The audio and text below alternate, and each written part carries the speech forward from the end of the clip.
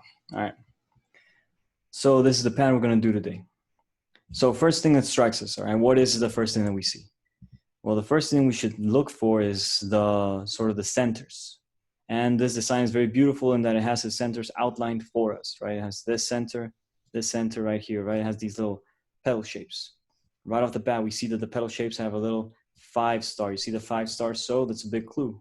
You can sort of like extend our eyes up. We see that the star actually matches, right? All petals match the star. So therefore, this must be 10, right? We can see that it's double. There's one between each of the petals that this one connects to. All right, so we got 10. That's what we were working with. What else we see? We see these pentagons, right? Also outlined by these points.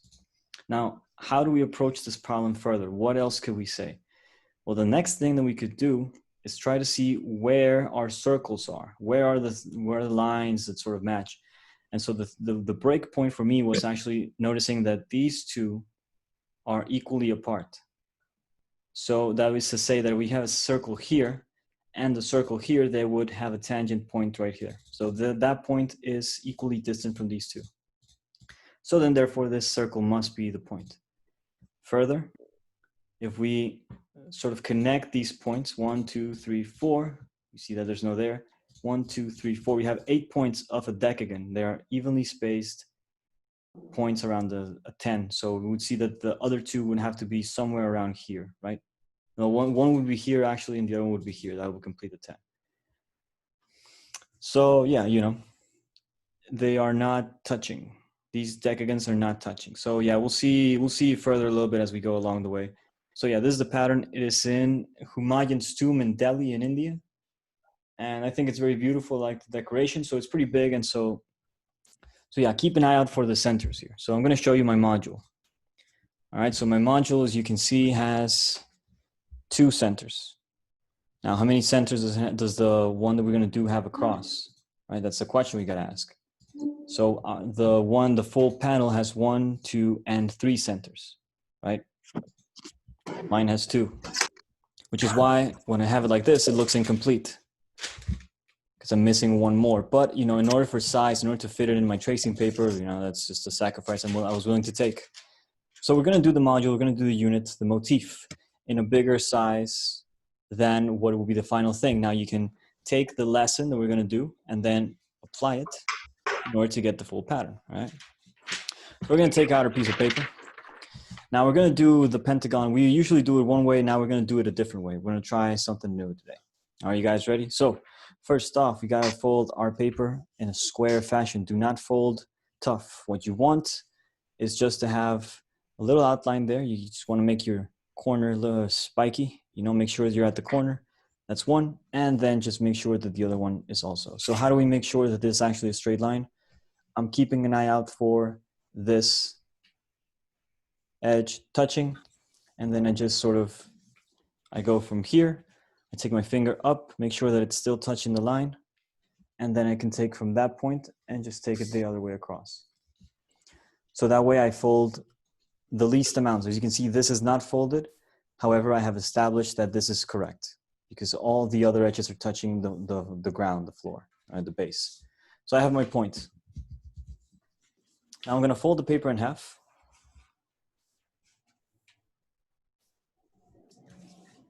Like so.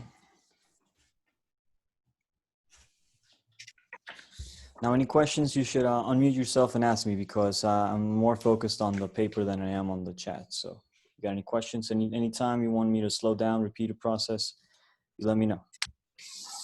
The idea is that we all do this together. All righty. So now we have this point and we have this other point in the back. So I call this the open edge. What that means is that there's an edge that is opened up and an edge that is closed down. So now we got to make a fold that goes from that point up to the bottom. So on that point and on that point. And we do a fold. Now just make sure that you're as correct as you can be. Like that fold, like for me, for instance, if I sort of squint my eyes and put this close to my I face. agree. You've got to try to sell people on the remote option because we know we're going to have a case. We know we're going to send everybody home. We don't want people to get sick and die. So we need to. Yeah.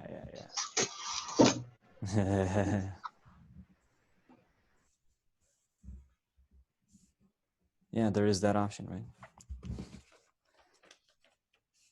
So we make sure that that point is on the point and that it goes all the way down to the corner over there.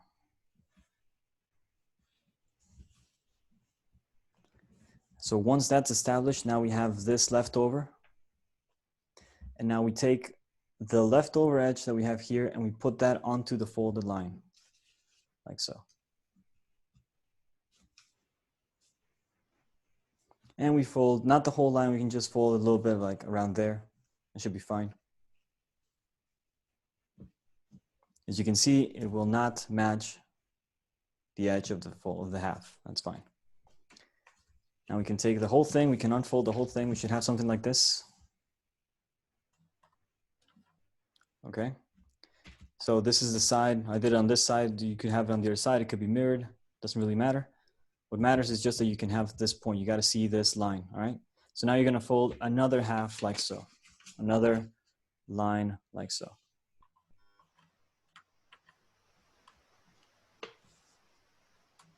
So once you're not going to fold this either. What you want to do is just find the intersection with the fold that we just did, which should be around there. So then we have our intersection. Now I misplaced my pencils, but I have these colored pencils, so you're gonna have to bear with me.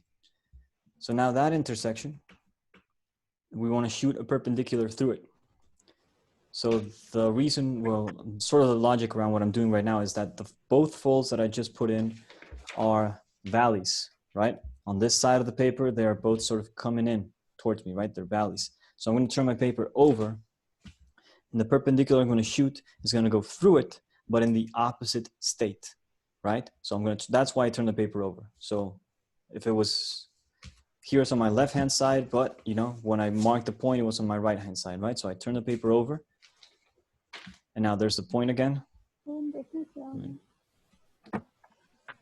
so on that point, a perpendicular line. So how do we do that? We simply take our edge, we pass through the point, and we make sure that this edge is falling on this edge, and that this edge over here is falling on this edge over here. So these two are falling on the respective edges, and it's going through that point.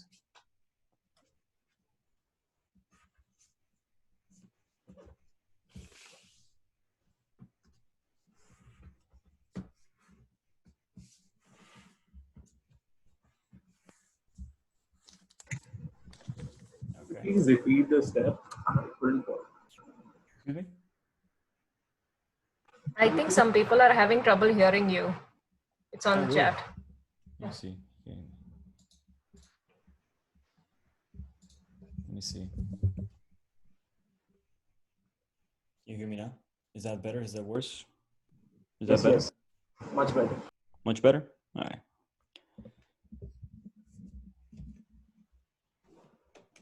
Okay. All right, so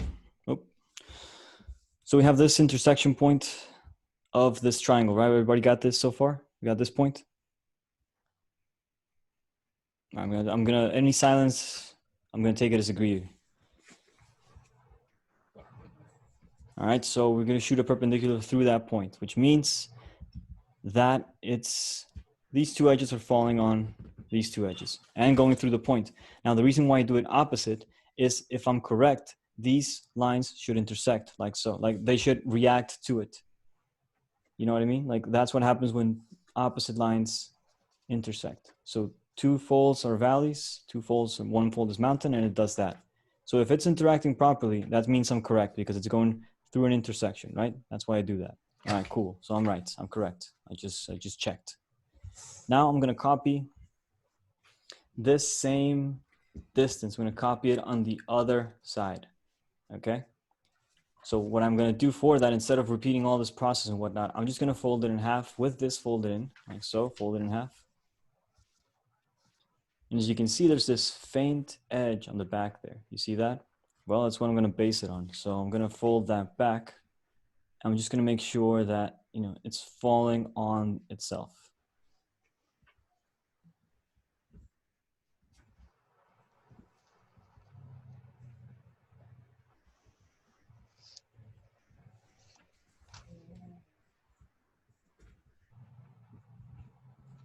Okay, so what we've done right now is pretty much find two vertices of a pentagon.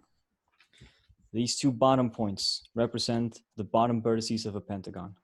Okay, so this is the edge length of the pentagon we're going to work with.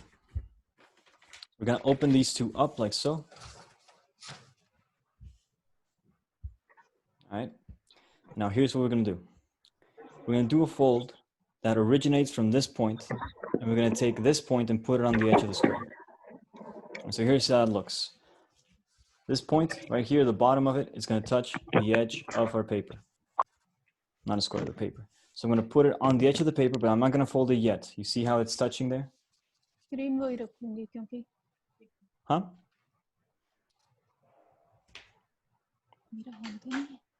Okay, Yes. wait. I'm not folding Yeah. yet. Yeah. I'm touching on that edge, and then I'm sliding it up, until I hit here, right? Until my fold hits there. Right? I want my fold to originate from this point and for this one to touch the edge. So these two conditions must be met. Fold comes from there. This point touches the edge. Now there's this way to get a pentagon, which is pretty easy. It's a Japanese method of folding a pentagon. It's like a 3-step thing. It's just a 1, 2, fold the square in half. It's pretty easy, but it is not an exact pentagon. And because we're doing geometric constructions, we need this to be exact as much as we can. So that's why we're going about this method. We're trying to get exactly a 5-fold division. All right, so we got this line. We should go across, double check that it hits there. All right, cool. So now I'm gonna show you something that I call the mirror trick.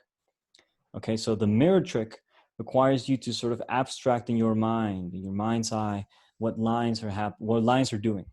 Okay, so here's the idea. We're gonna take this line, it's hitting on the middle, and then it's gonna bounce back down, sort of copying the same angle, and then bouncing back, and it should hit the bottom. So here's how I do it. I'm gonna take this fold as I go up. I call this the light line. This is the line that represents the ray of light that's sort of shooting up. And this is the mirror line. It represents a mirror, yeah, pretty much. And so I fold the light line first. And there I can see that's the line of the half, the one I'm gonna use. And I fold that. And as you can see, it's gonna become 3D pretty fast. It's gonna look like this. And so what I'm doing there is I'm matching, not able to hear. Is it too low? Is it better? Can you guys hear me? I can, but All right. I've been able to hear you throughout. Yes, it's going perfect. All right, good. Somebody commented they can't hear. Well, there's always a recording. The recording is also going to go on the Patreon. So, okay, so you saw what happened there? Boom, boom, it's going to bounce back. So when I put this back in, I'm making sure that these 2 points on the bottom, you see that, how they match? Right? You can see that this thing inside is there also matching, boom. This fold we already have, and then it just sort of comes down and falls on itself there together. You see that? Well, bah. And so it should look like this. And by this, I mean that if you slide your fingers through it, it should be, you know, same on one side, same on the other. That line hits the point. That line hits the point. So congratulations, you have found the center of a pentagon. The center of the pentagon would be there. Now this would be more significant if we were actually constructing a pentagon, but we are not. It's a very weird and interesting construction. You know, leave it to the architects of old to, you know, come up with these interesting solutions. And what it represents is quite even more interesting. So here's what we're gonna do. We're gonna come back to the first one we did. Yeah, Alejo, nice to meet you, man. Thanks. So we're going to return to the folder we did this one first. And now we're going to take this back. So just as this folded, like it is, we're going to turn it over. All right. And then we're going to fold from this point and just use this edge as a reference. You see what I'm doing? Could you Yeah, repeat this step, please? Yes, yes. So it goes. So first step was to refold the first fold we did. Put that on the edge, etc. That thing. Yeah, I And got then the this mirror. Huh? I got the mirror fold. After the mirror fold, what are we doing? This one? Yes. Oh, okay. So after this one, you're going to see that there's this left over here. All right, and you're going to take this back like so. Okay. So the way I did it was I turned it over and I used this edge on the back as a reference.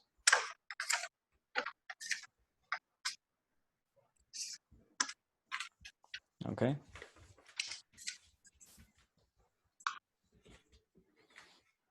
Hmm. Okay, I now, think I still don't have this last fold. Can you please repeat that once again? yeah. So it was first you got this, right? That was the point where we had these 2 points on the bottom. Yes, We yes. take one, we put it on the edge, right? Yes. Then we have this little piece that left over. So we're going to turn the Okay. paper over and we're going to Okay. use this thing on the back as a reference. So it's going to go from this point up. You see? It's going to Okay. fall on the edge. It's going to fall on it. So you want to make sure that it's just, that if you look at it, you know, if you look at it and it's plain, you should not see anything either stick out or go in. Rather, they must be on the same line. Okay. Okay? Yes. Cool. Thank you. Yeah, you're welcome. So I see that somebody just joined us. It's a little behind. Oh, yeah. Well, yeah. Sorry. Alif, yeah. I hope I'm understanding that correctly. Yeah, the recording will be up. Don't you worry. Now, okay, so we got this line. So we got this first one. Now we got the second one here. Now we're going to extend this one. We need this to be full. You know, it's, yeah, we need this to go all the way. So you can see then that when I put this other one, you see this one falling on the edge over here. You're going to see that this corner lands exactly on the edge. We take this and we extend it.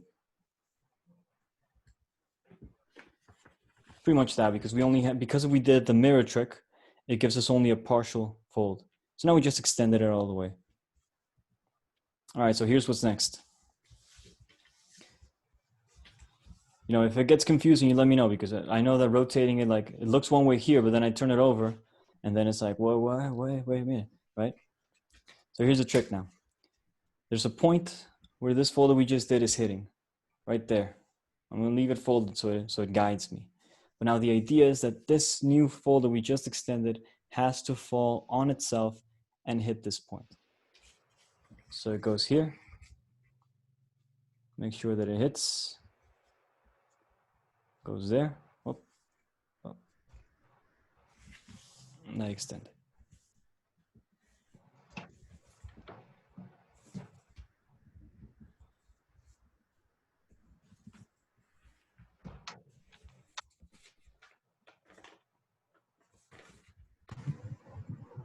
Could you please repeat that step? I'm sorry, I missed it.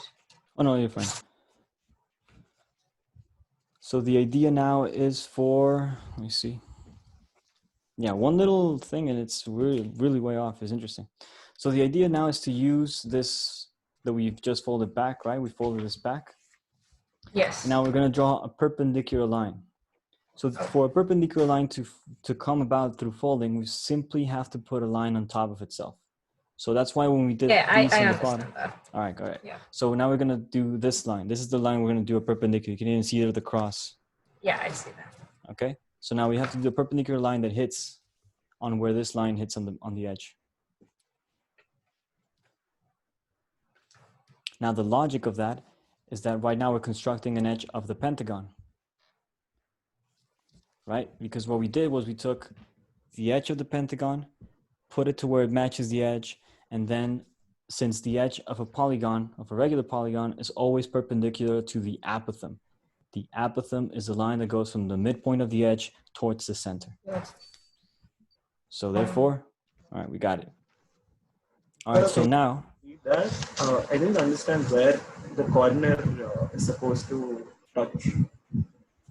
this one, Above, the right above, towards the right.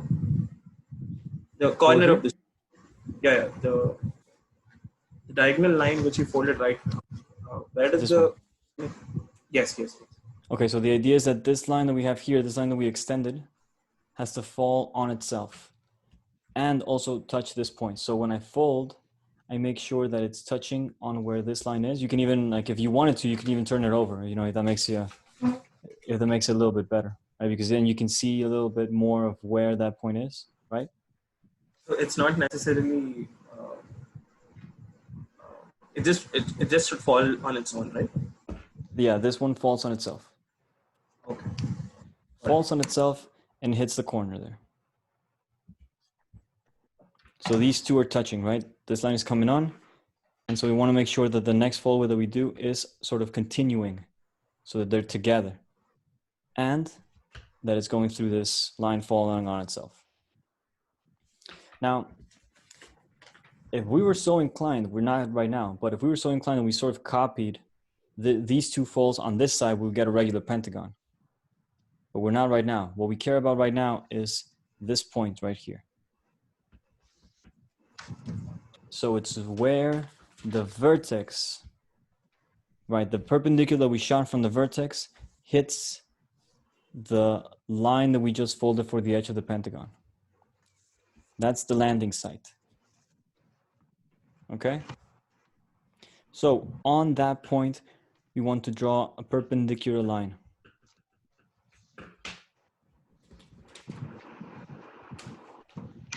So I make sure that, you know, I go here, turn it over, and I just make sure that, you know, I got these three lines which are perpendicular. I can even see there that, you know, it's, oh, I didn't notice that one before. Is that real? Nah, that makes no sense. Nah, because this length of paper, nah, this can't be. This has to be an enormous coincidence. This cannot, yeah, ignore that. Yeah, I don't trust it.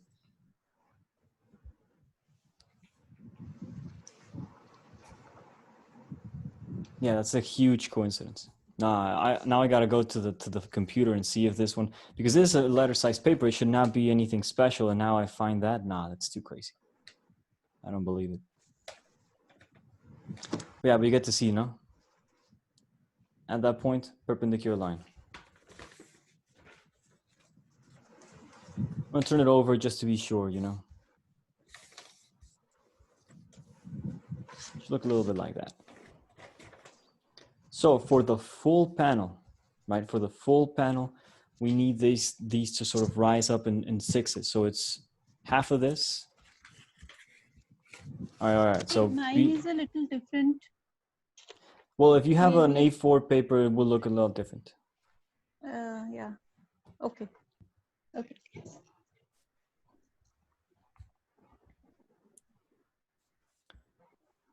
And so, yeah, just make sure that it's on this point. This point is the key right now. So make sure that, you know, where your feet. Excuse me? No, I think someone needs to be keep talking in the background. Yeah. Let me see. I'm gonna mute. I'm gonna go around and mute people. If I muted you incorrectly, just unmute yourself and keep talking. You're good. Just in case, you know, just in case. So here we got the point. Here are my feet, right? The lines where we originated from. And we're gonna take these two and fold this in half like so.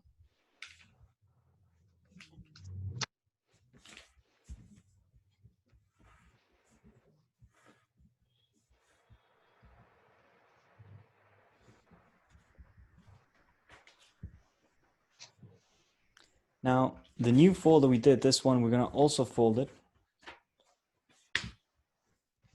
And now I'm gonna use this line on the back here, the reference. You can see that I have, you know, that edge there transparent. Yeah, I'm gonna use that as a reference now. Perpendicular line on that fold. 1, 2.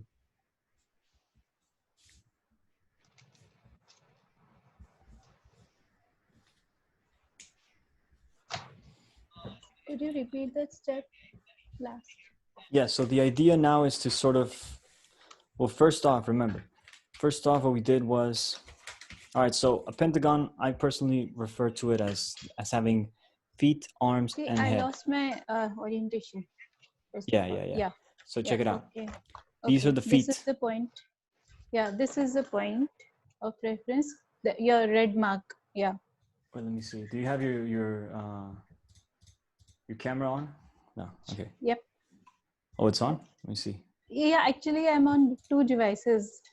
I don't know why on my laptop I can't hear you. So, Oh. Interesting. Yeah, so you got to find your feet. So that's where the folds came in from. You know the folds we did this first, you know this line that comes in here? yeah. All right, so find those. And then you can Yes. even see here on mine, it kind of goes up towards and then bounces yes. back and hits there. Yes. All right, so now we take this edge and we put it on that point. Okay. We should have a fold there as well. Hmm.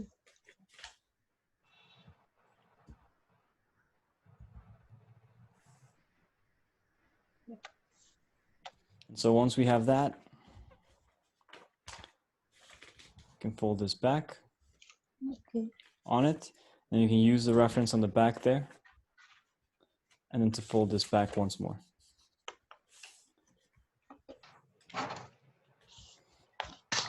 Now, we're going to take away everything that's inside of this rectangle. These 1, 2, 3 rectangles are the ones we care about.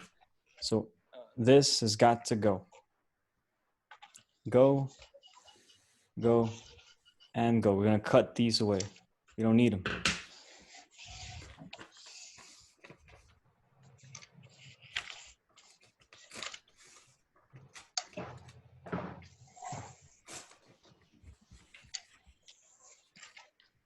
Now, Hi, so I'm using an A4 size paper, yeah. and in totality, I have 4 major sections to my paper. Yeah, Oh, just nice. as you.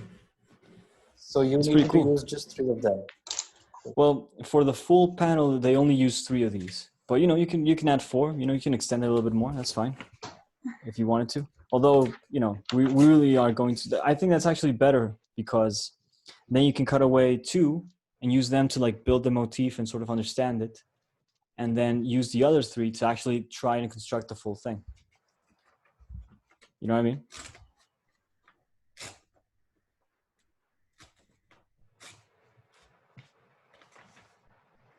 Yeah, that's pretty cool.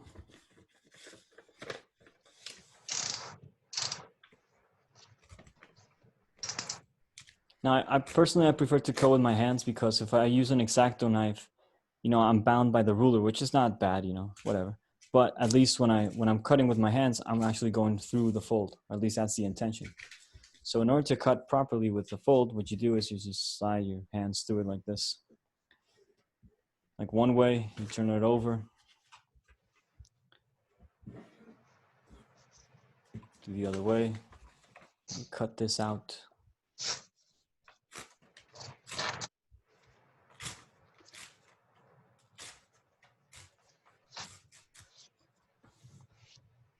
So if we wanted to, we can make the panel completely fit within these. Now, it would also make a very sort of small, it will require a lot of precision. So right now, what we're only going to care about, we're going to care about one of them or a couple of these. That's what I did first. So like, for instance, this module, I did it on 2. We could do it for all 6, but you know, we were going to do sort of keep it this size so you guys can see it as well, right? But I'm going to show you how to obtain one of them. So this is what I'm going to show you. I'm going to show you how to complete this, and hopefully then I'm also going to show you how to mirror this in order to get the other one. And then once you get 2, you're going to sort of be able to infer how you get 3, etc., etc. So I'm going to show you how to get this in one of them. That's the idea right now. We're going to construct this in one of them, and that should help you construct the thing. All right. So first off, All right, we ready? Everybody got this rectangle first? Can you please place the cut pieces on the info sheet? So Oh that yeah, sure. And there will be a recording available. It will be available on Patreon publicly. There will be no, you don't have to be a Patreon in order to access the recording. You can just log into just go into the website and then you'll see it as soon as it's up. And you'll be able to sort of backtrack and pause it. I know that either I'm going too fast or I'm going too weird. Wait, this is not it. Wait, where is the one? Was it this? I wonder. I guess it's on the right. I guess so.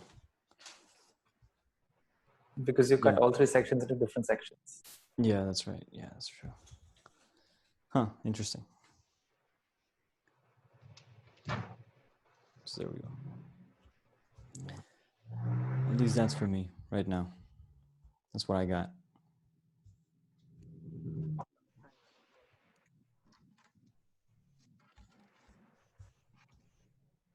So this is what we're going to work with, these rectangles. So if we wanted to, we could fit the whole panel into it, but it would require a little bit more, ingenuity. So I'm going to show you. So I use AutoCAD to help me be sure that the fold is actually correct, because the folds are pretty much mathematically precise. And so I can use AutoCAD and I use it to, just to build a better sort of idea for it. Wait, let me just take away the unnecessariness. I think it's that one. Alrighty. So pretty much what we got. Wait a minute.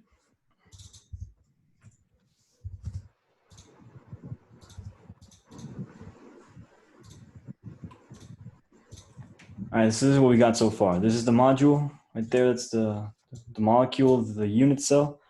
And so this is what we're gonna get. So we got 6 of them. So we got 1 here, 2, and 3. So if we wanted to build the full module, we would still have to divide this in half, this in half, this in half, this in half. You see what I mean? So because we're it's too small, really it is a little bit too small. We're only gonna focus on these. So these 6. So we're gonna just build this sort of sequence. Or we could fit this sequence on it. You get what I'm saying? You get what I'm saying? So yeah. So this is the sequence we're going to build right now, this part of it. So if you want to build the whole thing, or if you want to have it a size which would accommodate the whole thing, what you can do for this one is cut it into fourths. Each of these rectangles has to be cut into fourths. So half and half. If you want to actually make it so it fits the whole panel on this rectangle, yeah? Make sense? Yeah. Yes. All right, so first off, we're going to take this away. So we're going to use this rectangle that we built.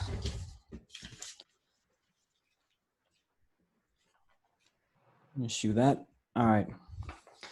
So a little bit of background, mathematical background here. Just, indulge me for a second here. Just find the piece of paper that I can use. So much paper, but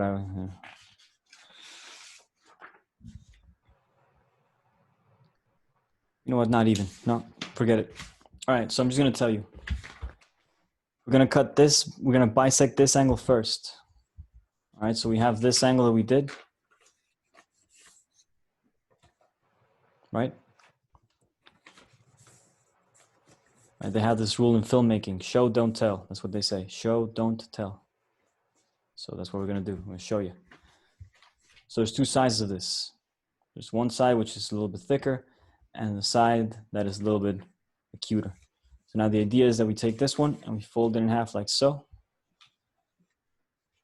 We take that edge and we put it on that edge, make sure that it's all falling together.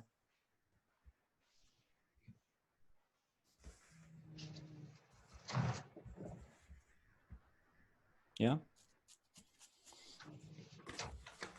So now we go back a little bit. We make sure that everything's just all right. Now we take the edge and we put that onto the new fold.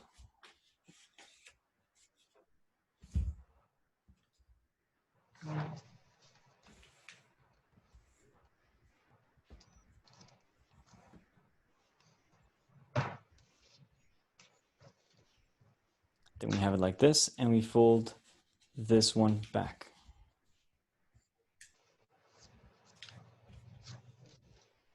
Now, if we did it correctly, these angles should all be the same angle.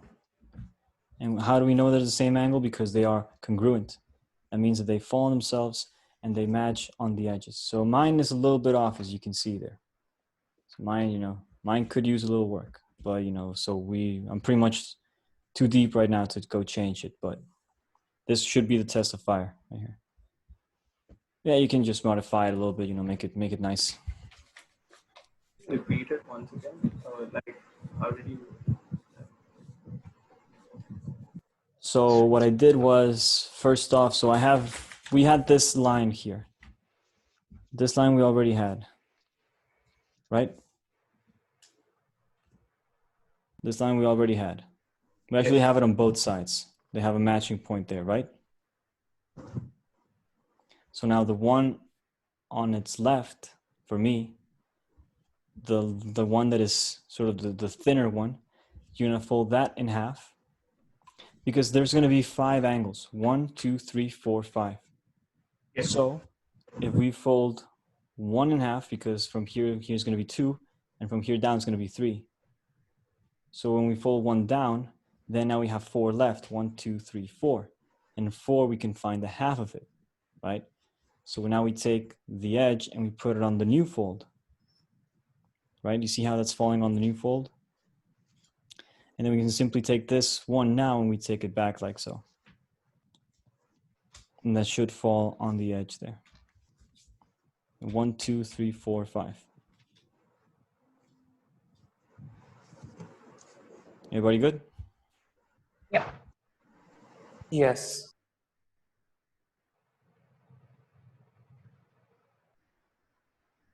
Yes. Yes, going good. Good. All right, so here's the next thing. So we're gonna have to sort of see with our mind's eye. Now, if you have a pencil, I recommend this is a nice point to take it out, so you don't get lost, so you get to see what we're gonna do. All right, so here's what's gonna happen next.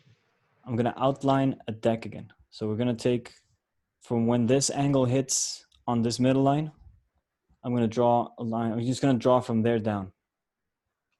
Yeah, from where it hits. Now, on that point, I'm also gonna do a perpendicular. So check it out. It goes from there. I'm gonna do it on both sides so you guys can see better, because since it goes from one way to the other, it's easy to sort of lose ideas. So okay, so I have this line on both sides. I have it there, and I'm gonna take it up, and I'm gonna make sure that it's a perpendicular line.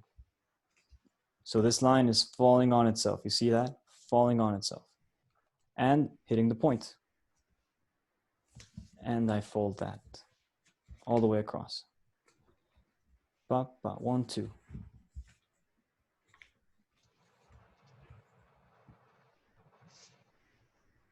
And then again, I draw a line, and I go through these 2 sort of angles that we have here, right? And then I stop here. That's where I stop, yeah?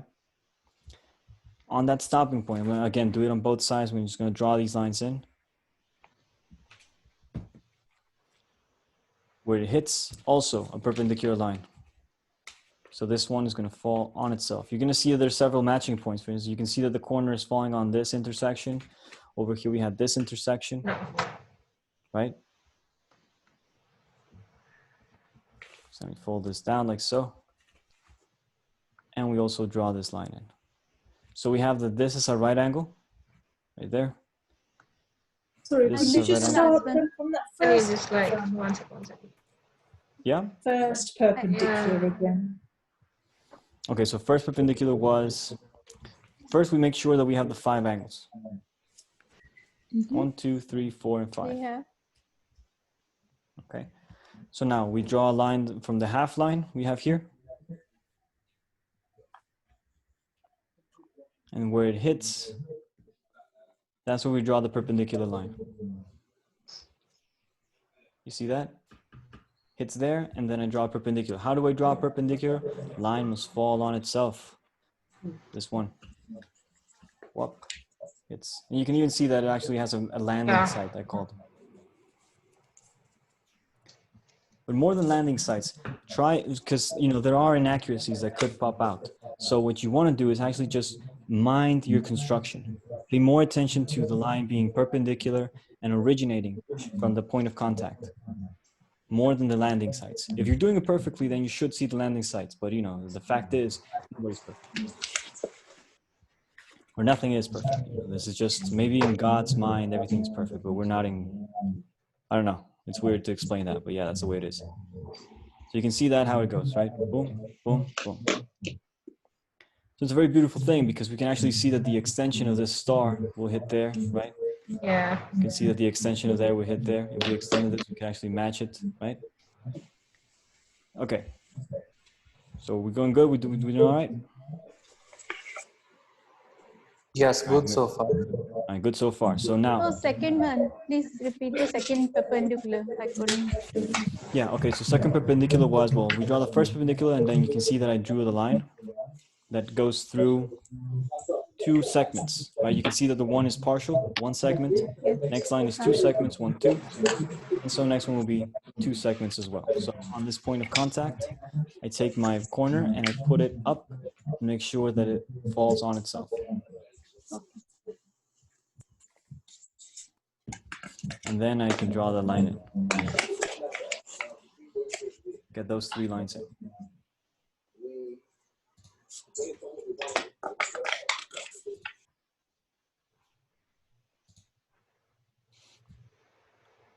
Yeah, I went ahead and muted you guys. If you got any questions, you can always unmute yourselves. It's all right. It's all right. It's all good. All right. So. No, I didn't get it. I'm not getting the right line. This one? Sorry. This one? Ah, yeah. Or this It's one? done. Done. Oh, you did it? Okay. Yeah, just make sure that, yeah, perpendicular, and of course, a perpendicular. Hits. Yeah? All right. So, we're going to bisect now this angle. We're going to bisect here, and we're going to bisect here.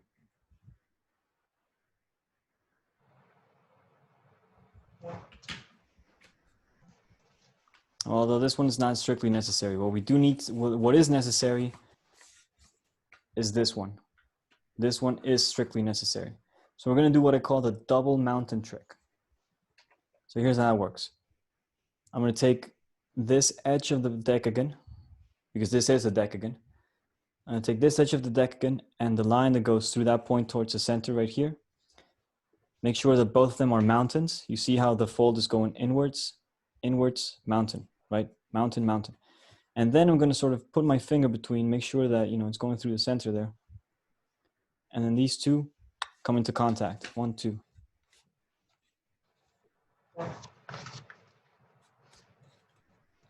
And then so as well on the other side.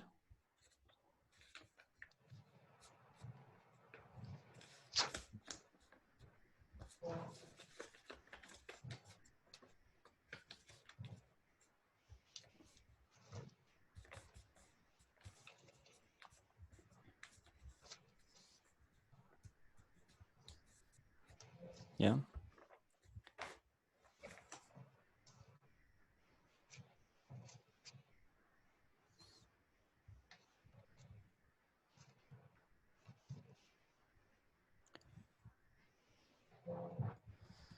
All right, give me just a second. Let me see what other line we got. We got this one. Yeah, we must bisect the other one as well. So let's bisect this one too. Same trick, the double mountain trick.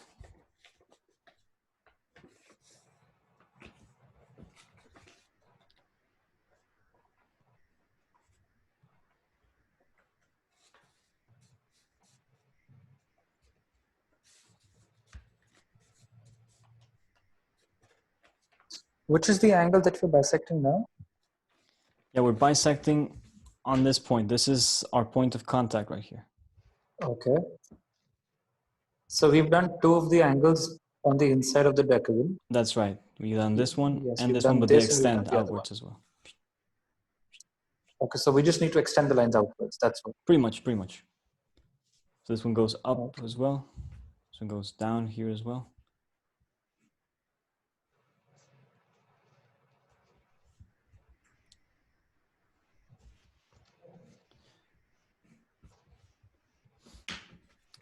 You know, I grew up in the time of the Nintendo 64, you know, and there was this game out then. I think it was released in maybe 1998 called The Legend of Zelda. You ever play that game?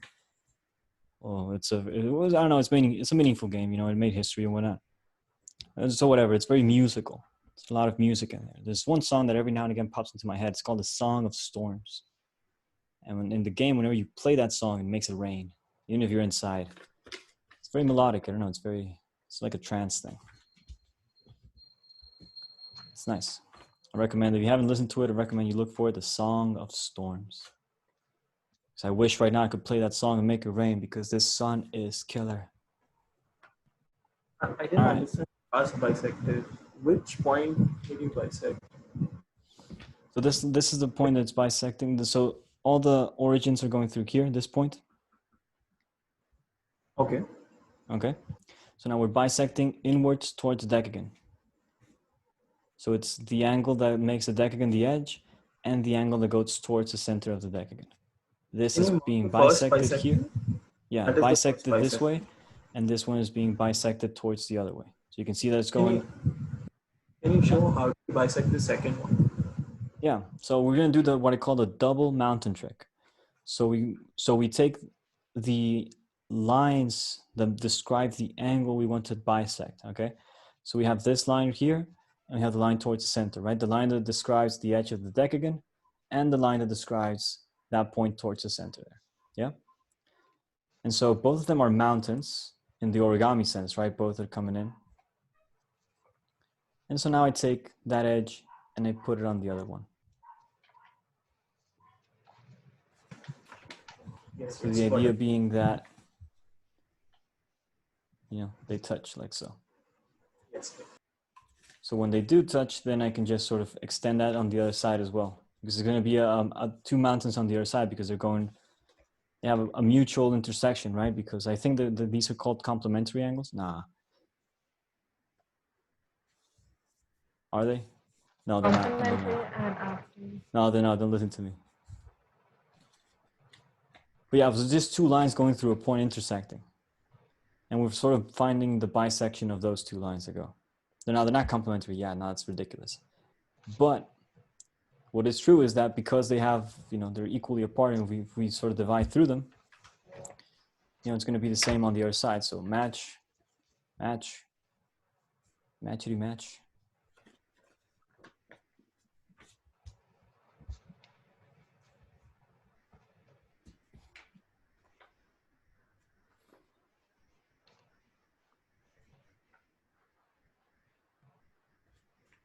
All right, everybody good? You got this? Yes, yes. All right, so let's say that, you know, you had all right, so now we're going to do another double mountain trick. I know this must be exhausting for you. I know, and you know, I wish I could apologize, but again, I kind of get a kick out of it. But hey, all right. So now we go to the next one. All right. So we're at this point. We were here before. Now we're gonna go to the other point of contact here, the other vertex of the decagon, right here. Okay. And this time we're going to bisect using this middle line. I'm going to bisect here.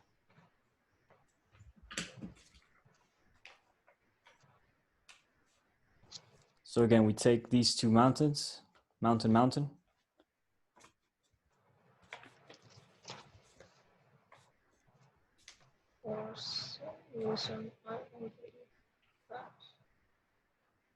So this line is the middle line, the one that falls in the middle. And the other one is the first edge, the second edge rather, but the full complete edge that we did for the decagon. So, you know, 1, 2, buckle my shoe. I'm gonna do that. 3, 4, get out on the floor. How's that song go? 5, 6, come on, get your kicks.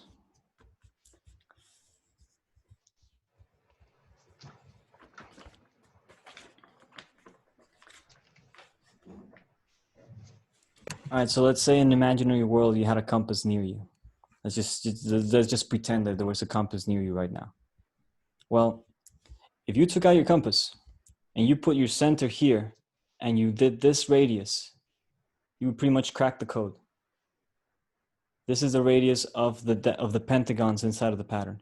And then this center as well is this point right here of contact on the edge, this one, is also where you're gonna put another circle. So this is where I actually have a little, now we're not gonna do it like that, but if you wanted to, this is a way. I'm gonna do it like that, but I'm gonna show you just what I mean. Just to show you. No reason to get excited. The thief, he kindly spoke.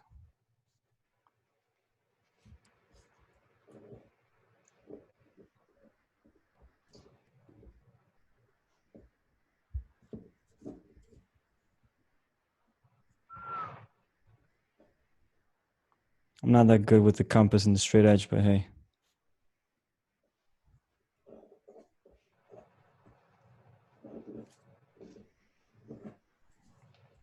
So pretty much what we established here, I mean, this is just sort of cutting our work short for us.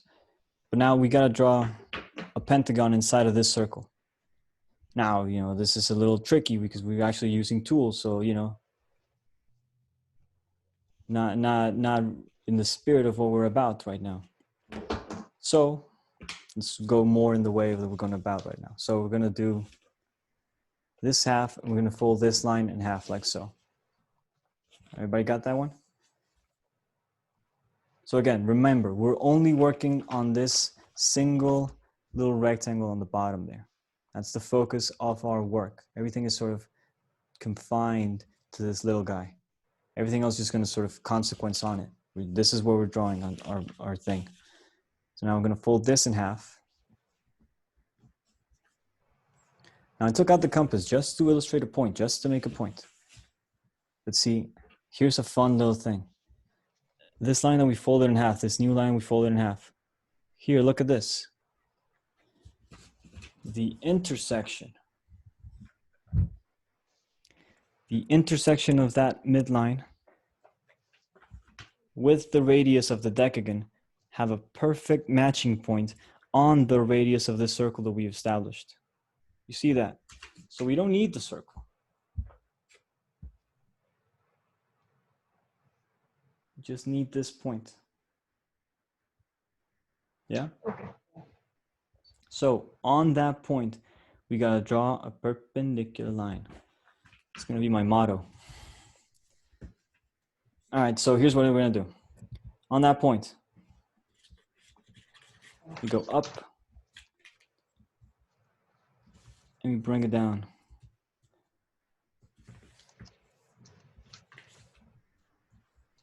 A little higher.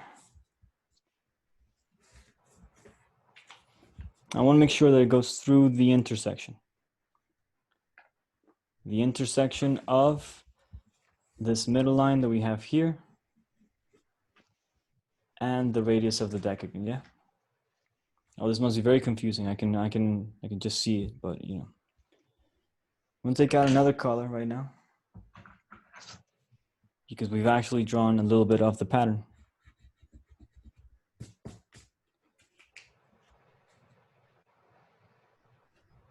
So now we're gonna do the mirror trick.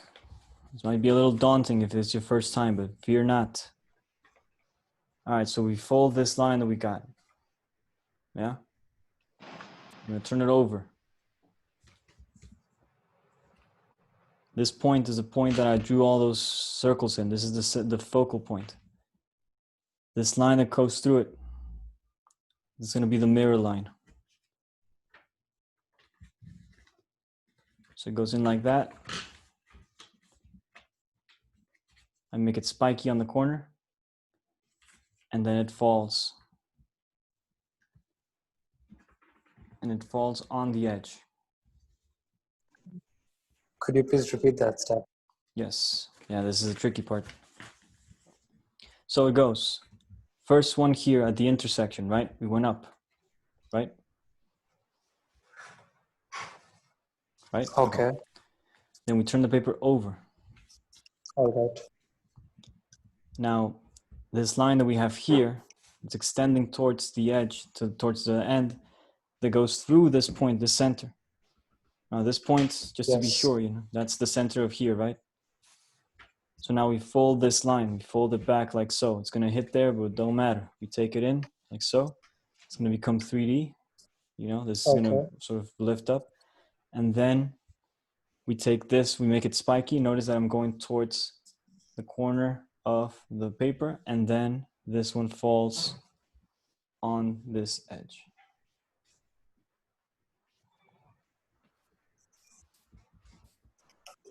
Okay.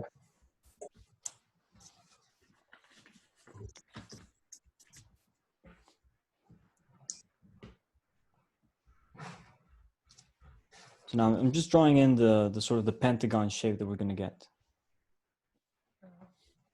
So we're gonna do the same trick again, but now the other way. So in order to draw the top part of it. So we're gonna leave this folder, we're gonna turn it over. So we did this one, but now we're gonna do this one.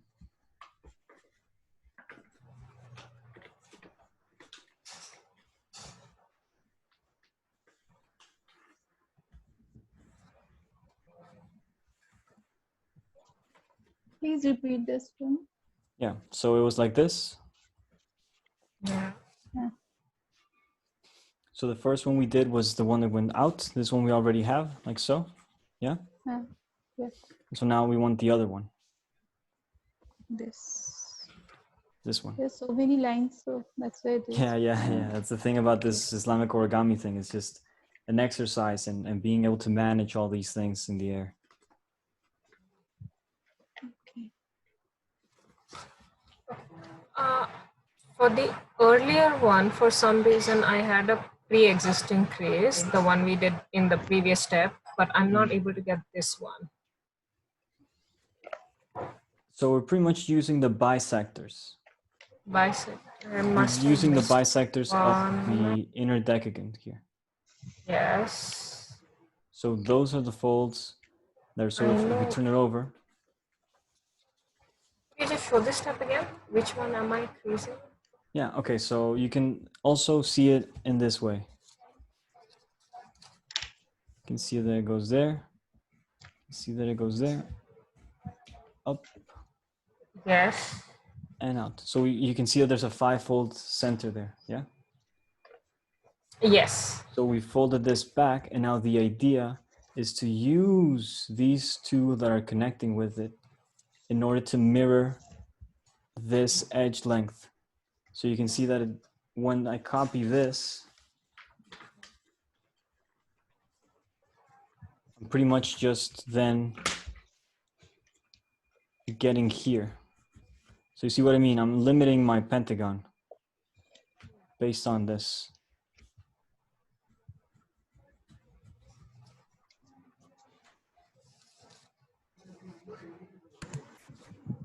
I know the line or the side of the pentagon that we're trying to get from this, but I'm still not able to fold it rightly.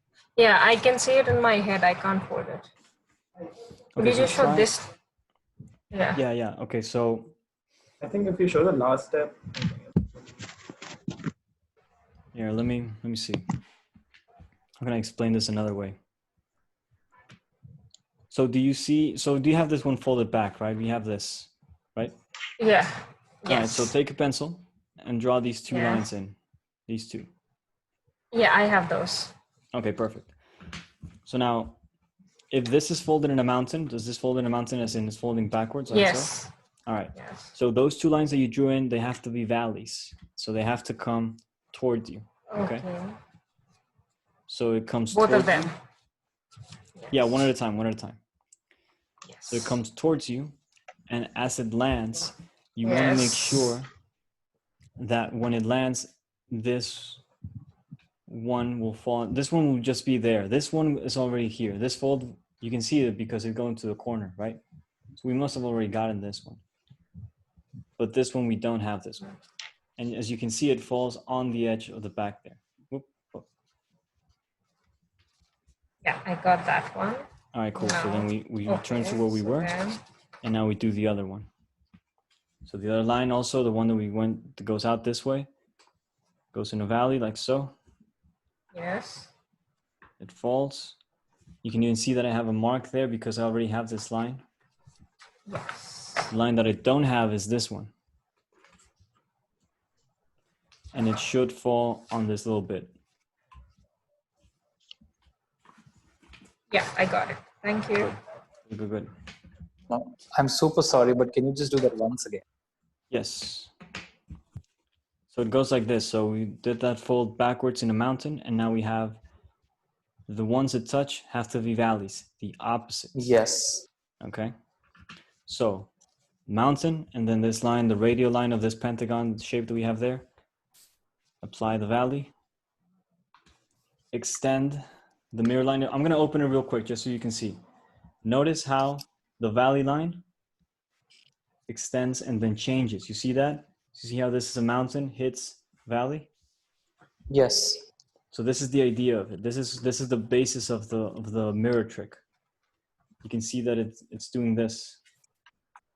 So that way we're getting equal angle on both sides, yeah? And clear up till here. I'm just confused for a second.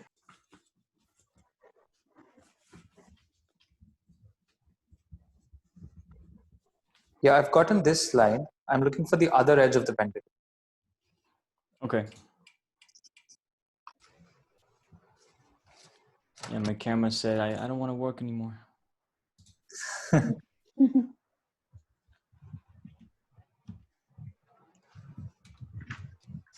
Just a second, let's see.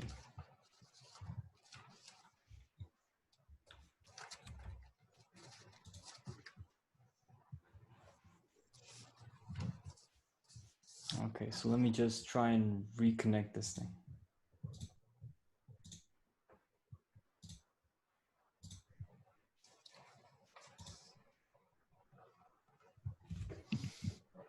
What a time for this thing to stop working.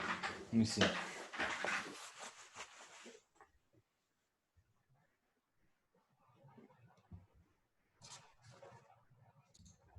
Okay.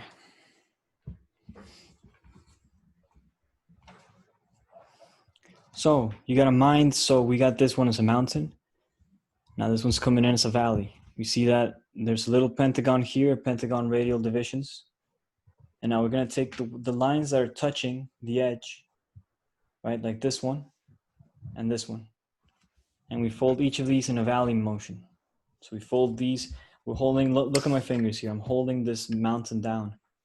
I fold this valley upwards, falls, and comes down. And so again, the edge falling on the bottom edge that we have here. So you see that? These have to match. Now this fold I already have. I'm gonna open it so you can see, but it's the same fold that's part of the radial division. You see that? Yes.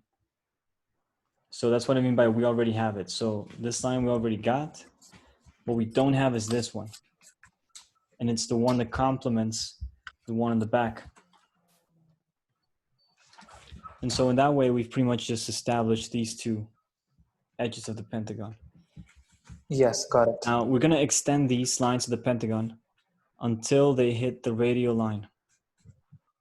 Until they hit this radial line. We don't need them fully, we just need them where they hit the radial line. So that's one. That's two. But what we do need is then to sort of complete this pentagon shape that we have here. We do need to complete this pentagon. So there's several ways that we can go about it. Well, let's extend these pentagon lines. Oh, screw it. Why extend them? Well, because it's easier to fold, to do the mirror trick upon an extended line than a line that's partially folded. So that's why I'm extending these lines. So for instance, I'm going to extend one of them like so. And there I can again see the lines of my pentagon shape. And so now the ones I want to unlock are the ones that go from here and comes down, right? So I have this one folded. I can take this one back, apply it, goes 3D. This fold I already have, and falls. I missed this one. Okay, so the intention for this one, again, is to just complete this pentagon. That's where we're at. Yeah, we want yeah. to complete this But, pentagon. hmm. So what I did was I extended one of the lines that we already got, the ones that we've been getting through here. Got these two green lines there that I have outlined. Hmm. Yep. Okay. Like this. Okay, so now we're going to use those in order to get the next ones. So I extend this one because I wouldn't have this line here on the bottom. So I extend that one. And then I can use the radial line to again copy it downwards. So again, I'm sort of just rotating this fold around.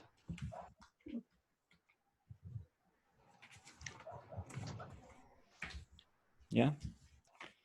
So I can do that, and then I can also extend this line and repeat this process, or I can do this one that I already have here extended. So again, I'm looking for now this line on my left hand side here to complete this pentagon. That's the idea. Keep that in mind, and try to look for where the line was bounce. So here, I call it the mirror trick or the bounce. So those are synonymous. Whenever I say bounce or mirror, I'm pretty much talking about the same thing.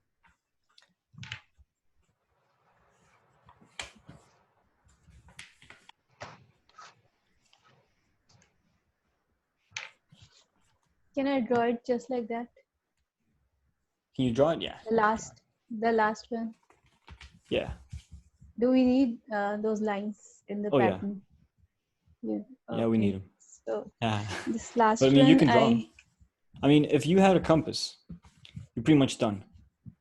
Because if you had a compass, you pretty much just already got the divisions. You have your points where the circles are going to be. So the circles are going to be here, here, and over here. Here, okay, you here. have not done the last line. Okay, because I missed that last line. You have done it. Okay, so last line was, yeah, so I'm pretty much just sort of extending these. So I'm sort of playing around on which line I use as my green line. Right, so this is the first green line that we used. Can you please repeat the upper right edge of the pentagon? How did you get that line? I mean, how did you extend that line? Yeah. Say that again, please. Can you repeat the step? The upper top edge of the pentagon? Yes.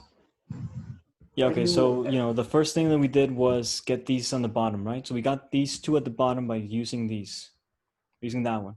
So once we got those, what we can do is then we can change it up. So instead of using this one, now we can use this one. See how I'm rotating now the base of my, what's my feet of my pentagon? So now I can do the same trick, but now I can use this because I already have this other one. So no sense in me just doing this. I already have this, right?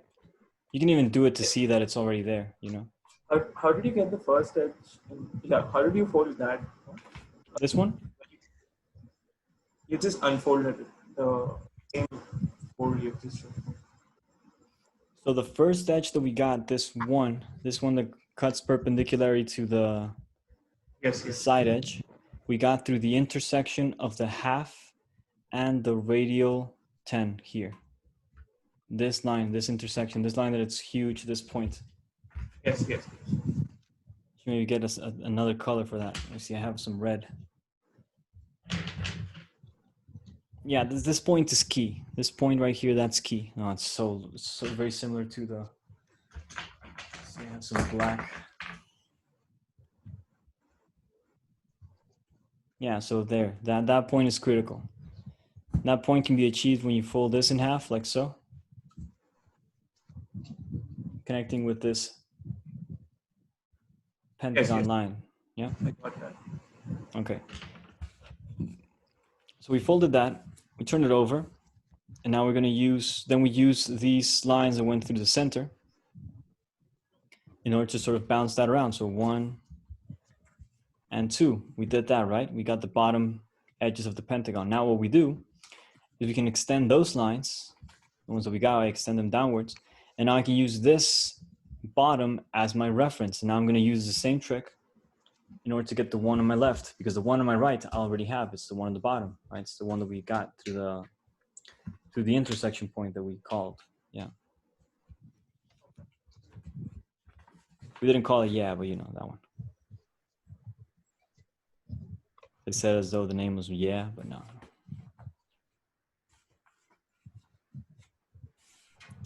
So now pretty much the same thing, but on the other one. 1, 2.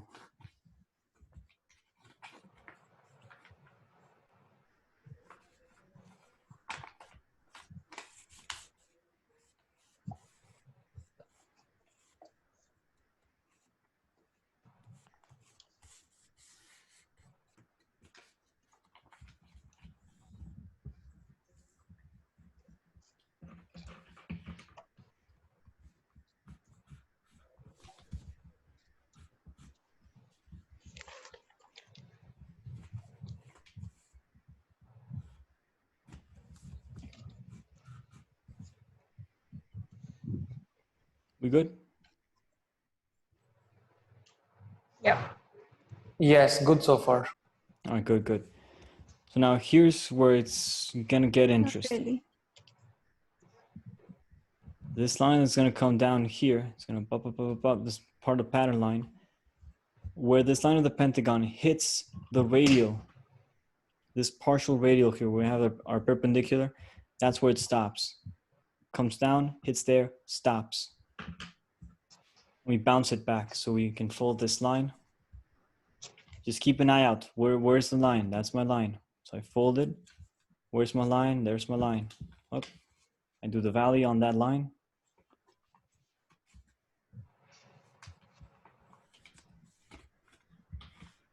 Extend.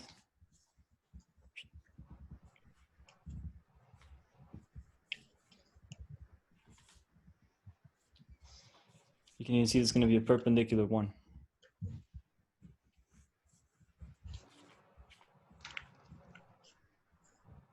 And by perpendicular, I mean that, you know, these two are going to fall on the edges.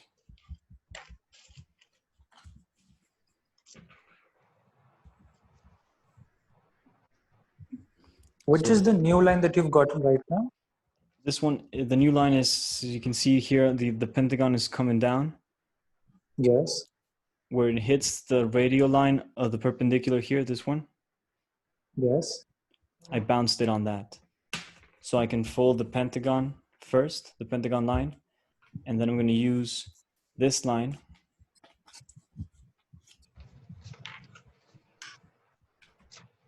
Please Hold repeat it that. back. Sure, sure. Yes. So it was pentagon line first, Okay. then radial line second. So you got to mind the line, mind the line.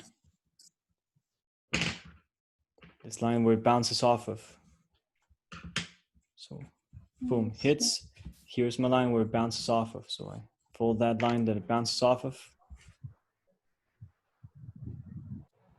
And then I descend. And then I extend it. And well, we actually have a landing site for this one. That point I circled, apparently it's a landing site. Although, yeah, if we wanted to verify, we could take out our compass and then put it here, but we're not going to do that. So just as much as we did it for that one, we do it for the other one as well. So for this bottom one, it goes here, hits there, also bounce.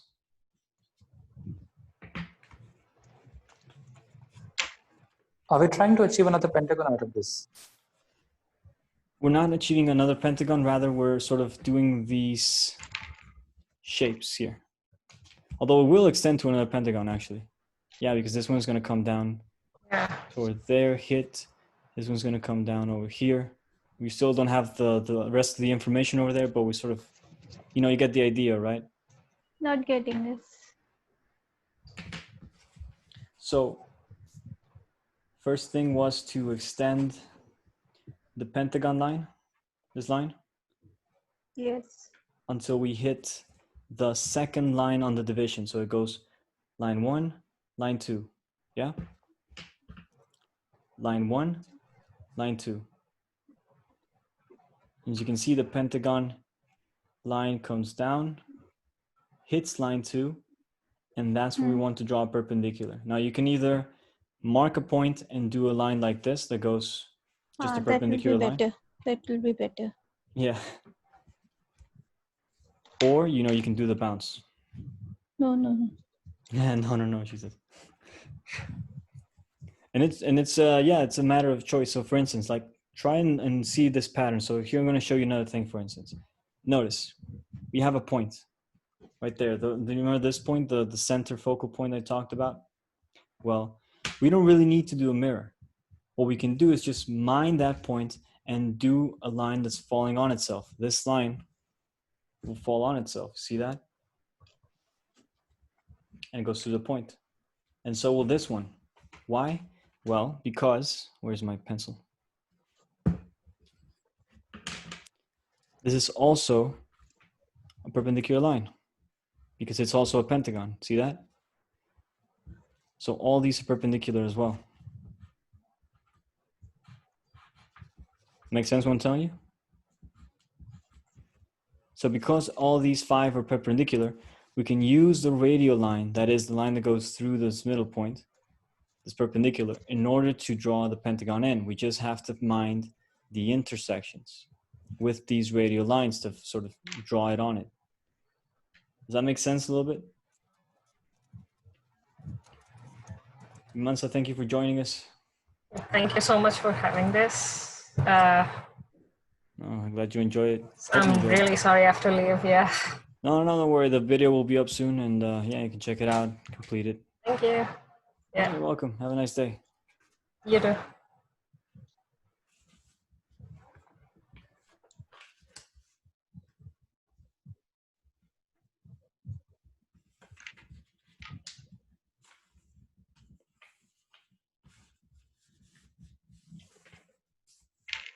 Now, what am I doing here? Which line? For this one, I'm just extending this one. This, And by this one, I mean this little rhomb shape that happens here. Now, what are we folding? I mean, reference point. This, okay, this point I can. No. This one.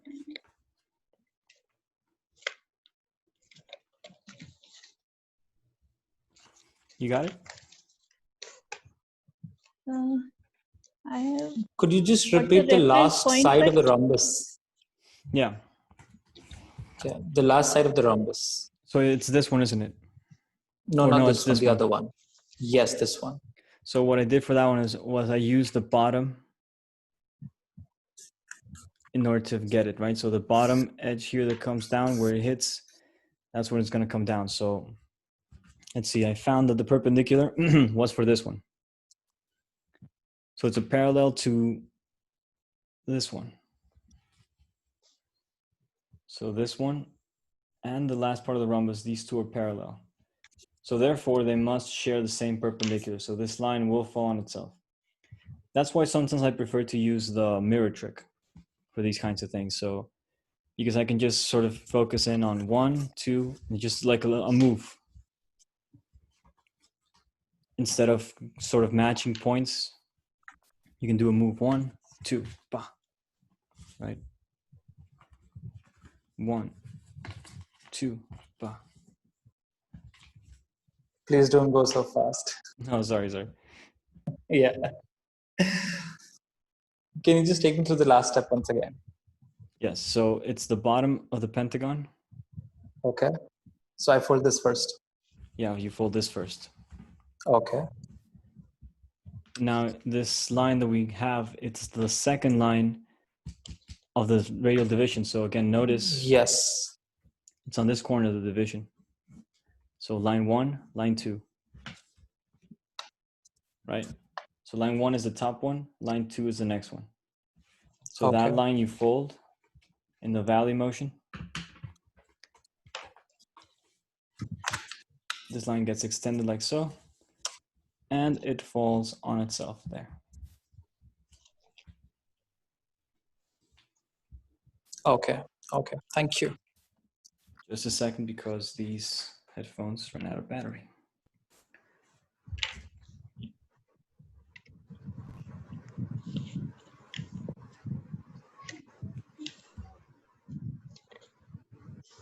Oh, finally got it. Yeah. Right on. And well, you can see that there's several, like the thing also I like about the mirror trick is that there's going to be some references that are going to come out. For instance, you can see that point touches a line, these two fall on themselves. So there's a lot of things so there's a case to be made for the benefits of the mirror line trick. But not all roads lead to Rome, they say. I like that phrase a lot. Just gives me an excuse to do the things however I want to do them. Okay, so we need to complete this bottom pentagon that we have here. There's also going to be a pentagon right down here. So we're almost done, guys. We're almost done. This is just, we're almost done. It's easier than it seems. It's harder than it looks. Hopefully, yeah.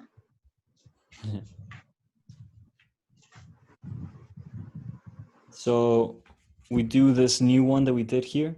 The one that completed this this rump shape that we have here, right? The one that comes here. You see that line? Yes. All right. So we fold that one. Now we fold. Where is you? This one. Now, where am I looking for? I'm looking for the line that goes through this point. I'm looking for this line. So this line, I can extend it. I can see that line is right there, this line. But I can look. It's not a crime to, be sure, look. I can even twist it and activate it just to be sure. Bring it down, bring it down.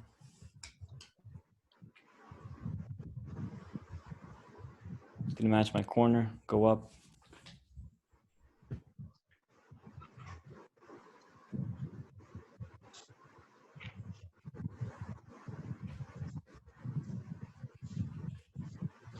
And then you can extend this one. Which one? So I think by one, just that one fold, we got two sides of the pentagon. that's correct. Yeah, this is the first and the other one. Yes. Good eye. Okay.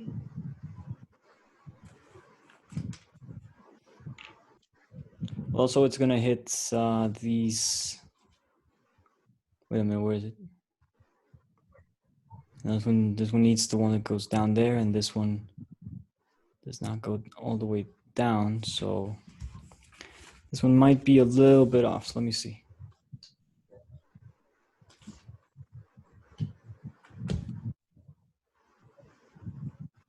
Seems to be correct.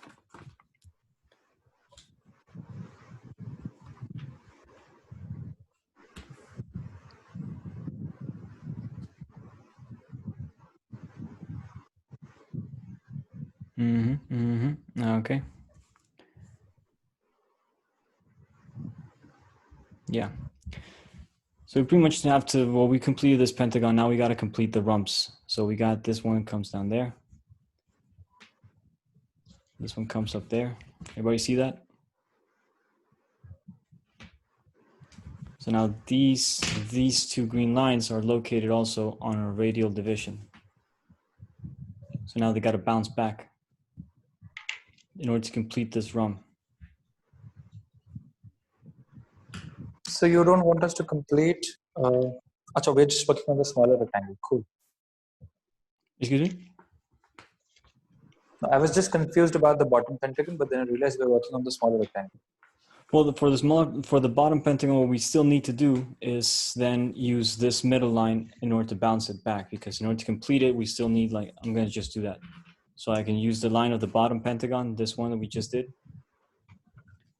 and then use the middle line, do a bounce. So you can see that the bounce and mirror trick is just abundant. It's all about this trick. That is the basis of the whole Islamic origami idea. It's just using these mirror lines in order to sort of bounce one way, bounce the other way. And right now we're pretty much being very thorough. We're being all the way. But nothing is stopping us from doing everything partially and actually doing bounces, as they happen. So for instance, one could be folding and then do something like this. You know, like you could be doing this instead. You see what I'm saying? Like instead of doing like one, then the other, you can just do all of them at the same time. So I think this is like a beginner step, like what we're doing now, sort of like taking it one at a time. And then the next step would be actually to apply several mirrors at the same time, like I just did.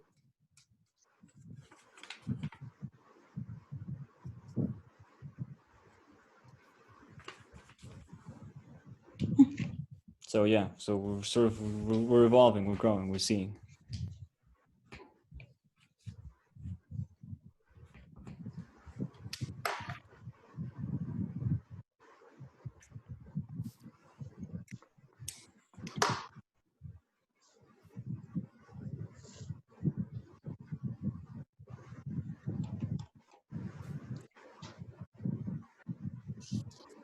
So yeah, we got to finish off this rhomb over here.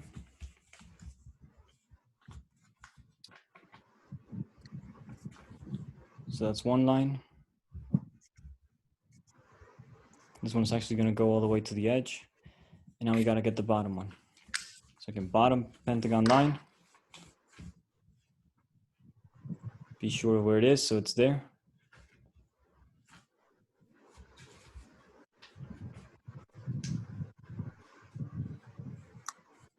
Do it on the other side as well.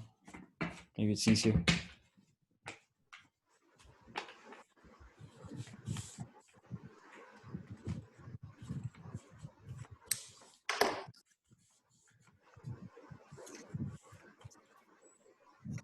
So it's also helpful to try and fold. So one line you fold in one way, and then you get your mirror. So I got my light line in valleys and my mirror lines in mountains.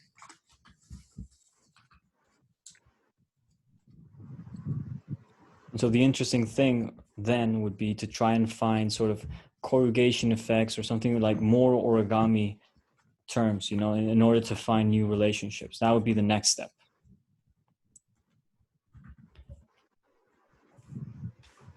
Just to clarify one fold, the rhomb on the other side of the first pentagon, the side goes all the way up to the boundary of the rectangle?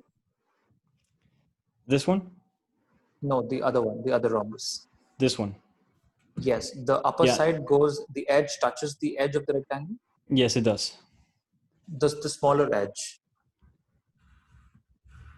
This one touches the top of the rectangle we're focusing on. So the other one touches not this one. This one touches the edge on the bottom, and this one touches the edge on the top there. All right. Ba, ba. What's funny about this one is that you should already have, you know, when we describe this bottom pentagon, actually that describes where this one's going to continue. These two touch. So ba, ba, bounce. And then there's another line with this one that it touches also. Boop, boop.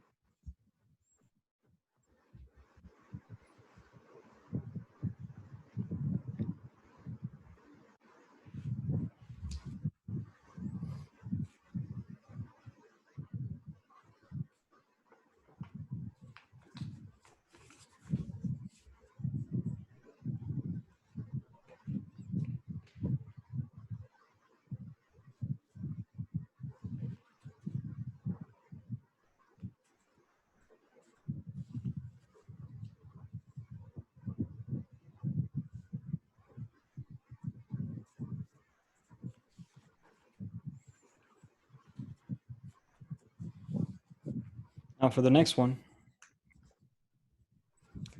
we want on where it hits, on where this line here hits the corner of the edge right there. You know, I should have done it on the bigger so you guys could see better. It's just too small an area. But yeah, so where this hits, now we want to do another one, bounce back. This one falls on itself. But also the idea is that it intersects with this radial line. We should already have a line there. This comes back out. We already have this one as well. We have this one as well. We already have that one as well. This one we just got. This one we just got. There it hits, bounces back, hits there, hits there, hits there.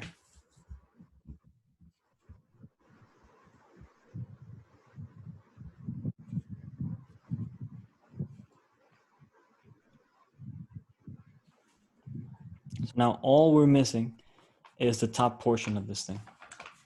Just this top corner. Wait, this one also will go all the way to the edge, this one. And so will this line. Now the only thing we're missing is just one more line. The line that goes here. Now this line has to be parallel to this one on the top, to this rhombus, to this last line that we have, goes through the center, parallel to this one. So we find where it's perpendicular, this line is, it's on this. Now we find the one that goes through the center and through that point.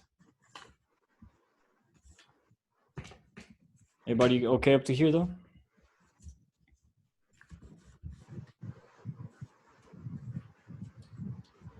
Remember, I take silence as a yes. No, it's a struggle, but it's okay. All right, good, good.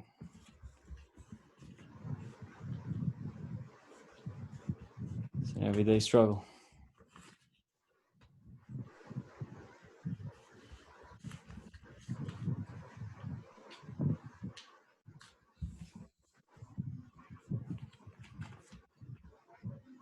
So now the line that went through the center, and this one's going to be the one I'm looking out for.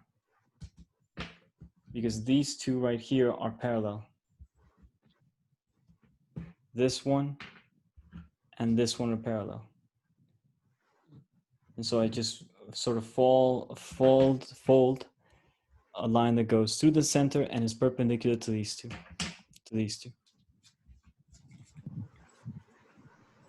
So you can see there that this line is falling on itself. This one is a little bit over, so I can't even see, but this one I can see. And there's the center of my page. So that's the center of this thing, or the corner of one of the rectangles.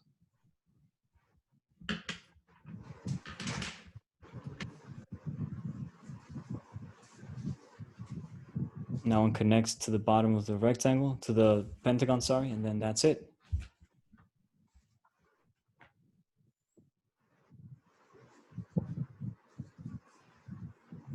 Oh wait, no, that's not it. Just one more line.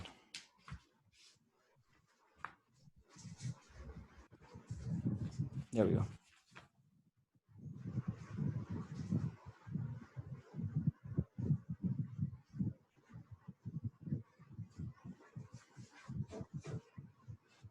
Center there, center there, center here.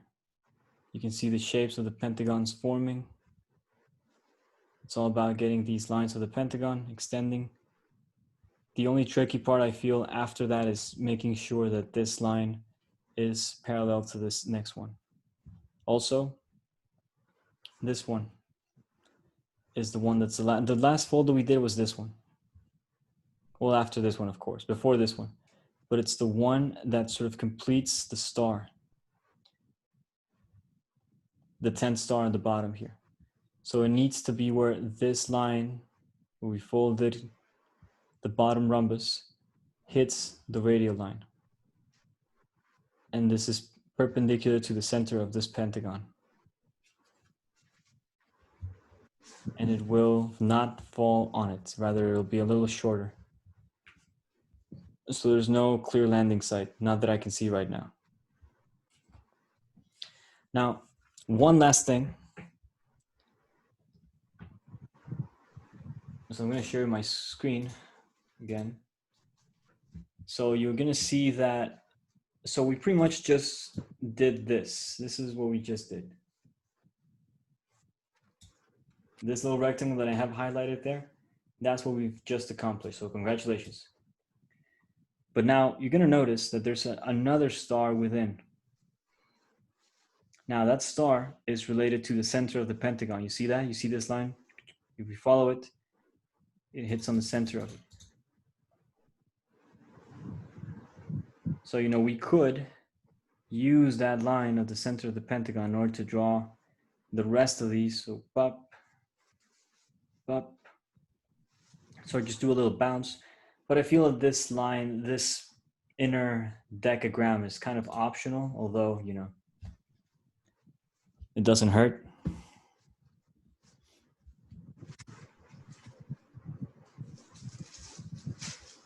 So for instance, here for this point, you could sort of just extend this line, and then where we can see then that the one that's straight is this one. So it would be like there on this sort of place. I'm just doing it by eye now. Then I can just use the radial lines as my guide. Again, just by eye.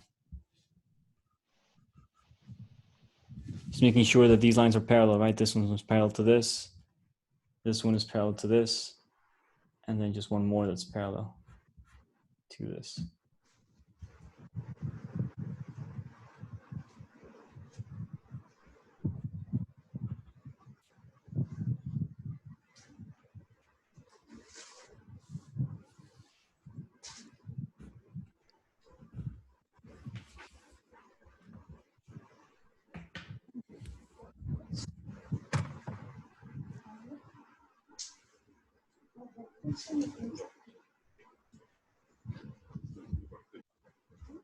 Could you please repeat the lines for this star?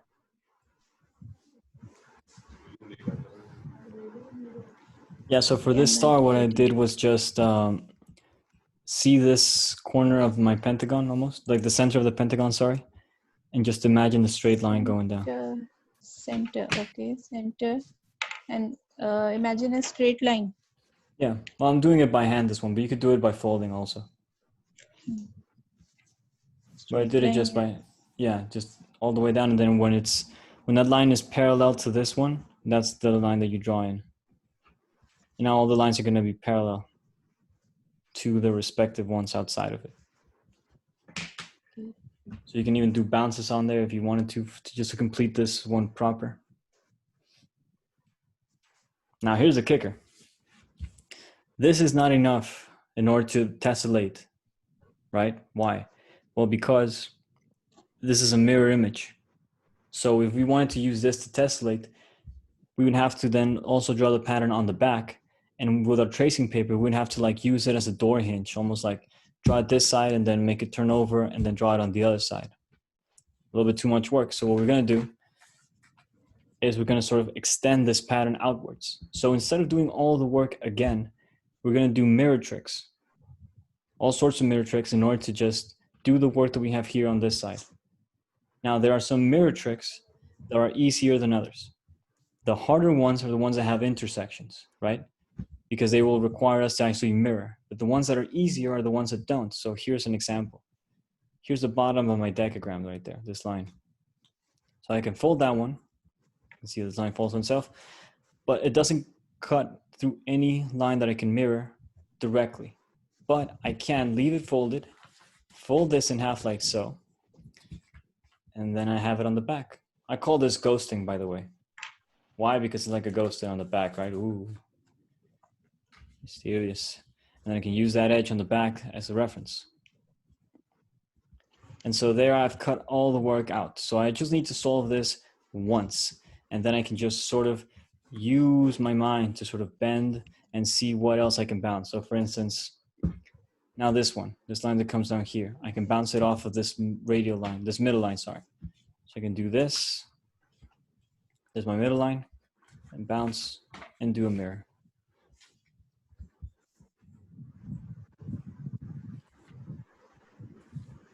And then I can extend it just to be sure. Now, when I mean be sure is that when I extend it, I make sure that this line falls on itself. They intersect. You know, all these things have to be, you know, solved. And then I can just see that around. I can just sort of try to see, you know, be tallying it off, like which lines am I missing. So for instance, this one, don't have it either. Half, half.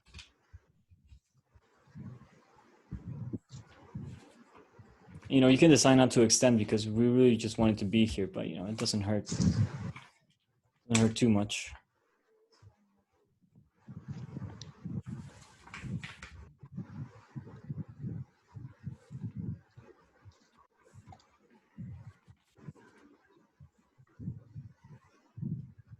else we got? We got this one. Again, all of this is bouncing off of the center line. The middle line, that's all where this is bouncing off of. I'm just using this middle line in order to bounce everything to the other side. And then once I do that extension, that bounce, I just extend this line. And when I extend the line, I just look for where it's going to be perpendicular and make sure that it is. Right? Just make sure that things are, I was going to say topsy-turvy, but that's not correct. Topsy-turvy is, I think, backwards, isn't it?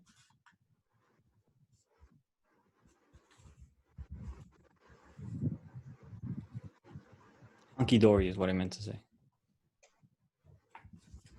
You know, like that David Bowie album, Hunky-dory. I think it's the one where he looks all weird and it's like having this like weird motion like this with his hands. Weird, like straight blonde hair he used to have.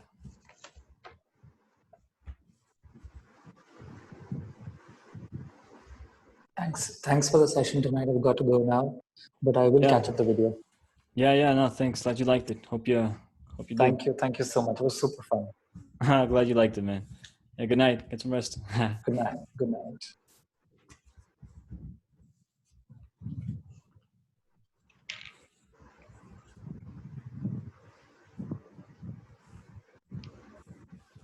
Sounds pretty mechanical from here on out. So it's just really a matter of sort of finding where you haven't bounced off yet and then doing that bounce.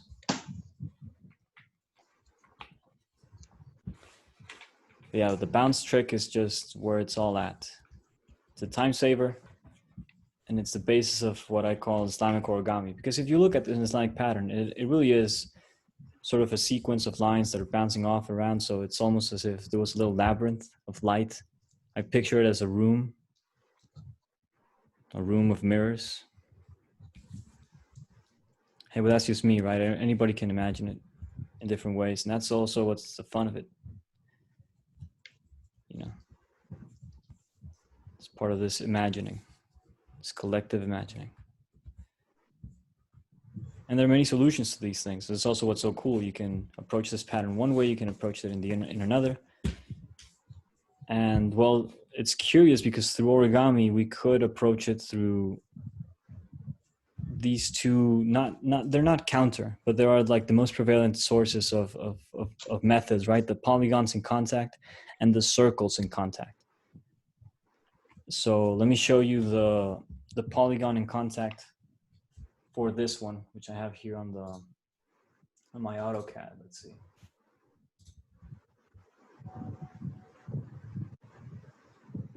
One of these layers.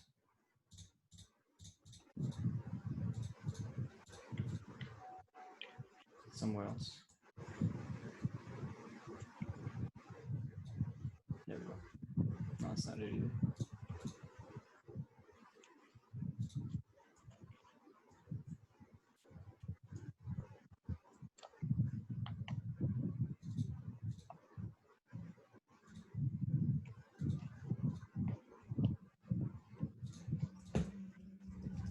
Yeah, I extended these lines just to see what was going to happen, but not. It's supposed to be like this. So this is the polygon in contact of this pattern.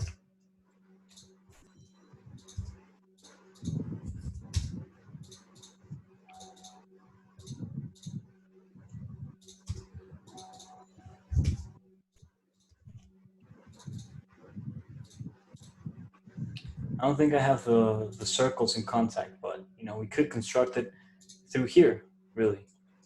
Because remember what we said, so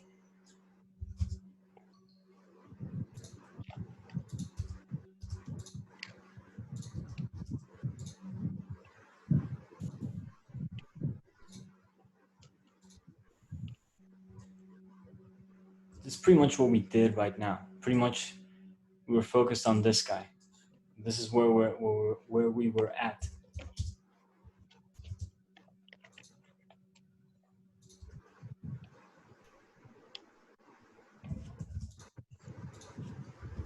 Do a little bisection there.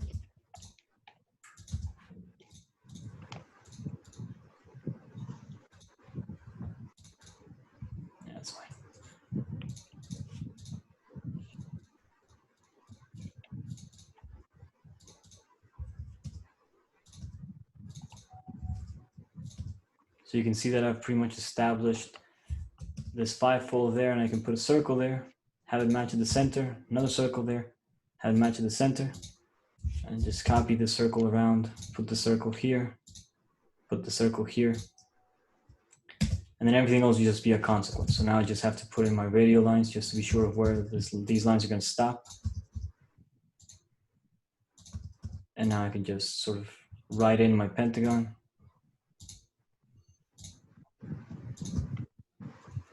And just extend these. Goes that way, goes this way, that way, that way. And up, up, up, there.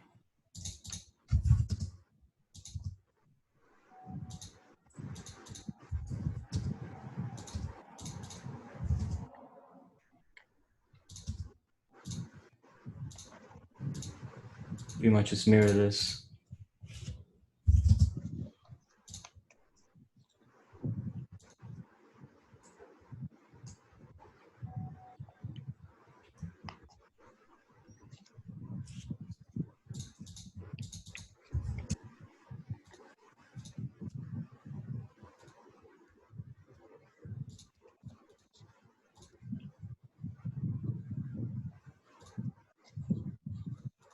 Again, mirror this.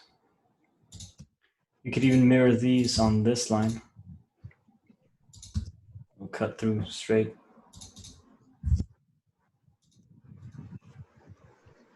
You can see how this pentagon is partial, but that's good because it's going to be the double pentagon shape that we got.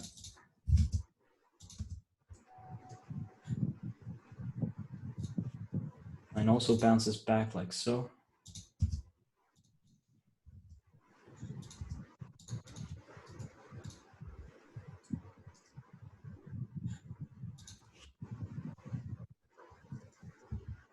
And there's one more thing, isn't there?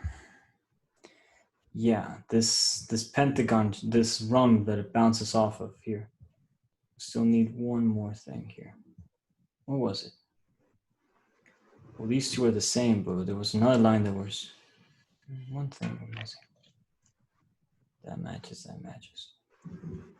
Oh yeah.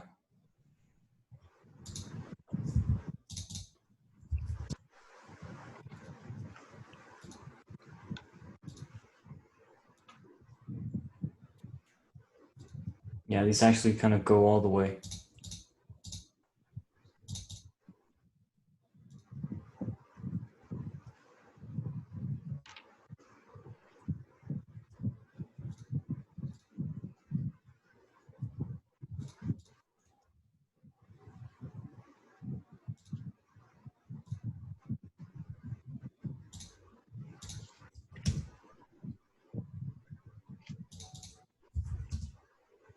See, some lines are not starting from the center line.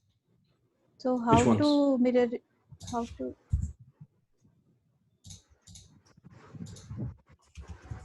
Which ones? Let me see. See.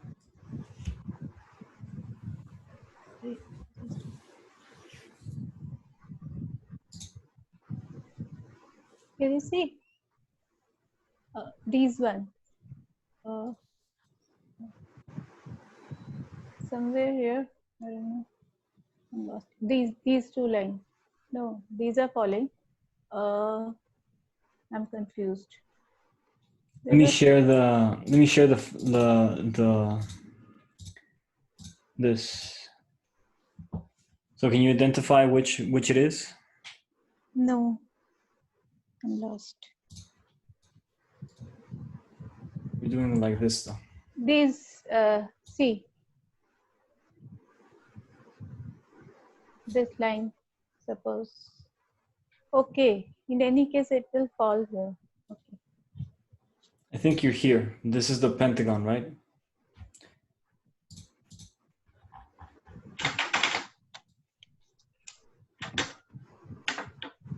Correct me if I'm wrong, but isn't that the one you're talking about?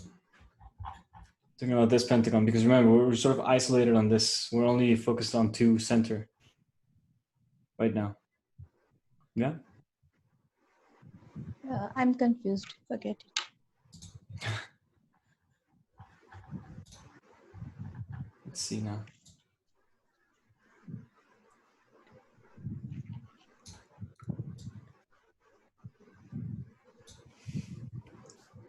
So yeah, I think you were mentioning somewhere around here, but yeah, no, this pentagon is not touching the edge. You can see there that it's sort of going off a little bit off there. Although this line is extending all the way out towards this one. This one matches to that one, matches, hits the other one on the other side. So they have some nice extensions, these. It's a very beautiful pattern. Very difficult. Yeah, yeah.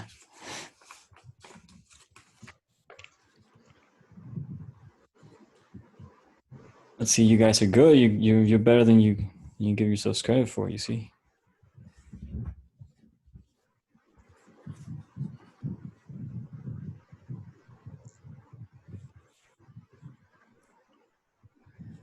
Let me see now.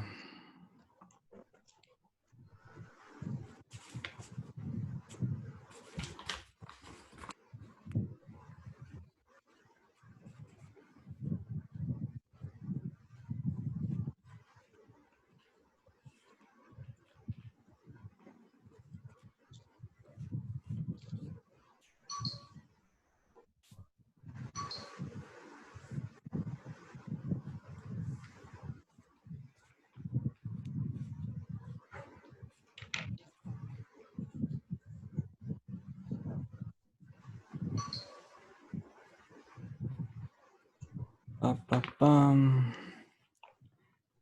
I think I got it copied properly. Yeah. Let me see.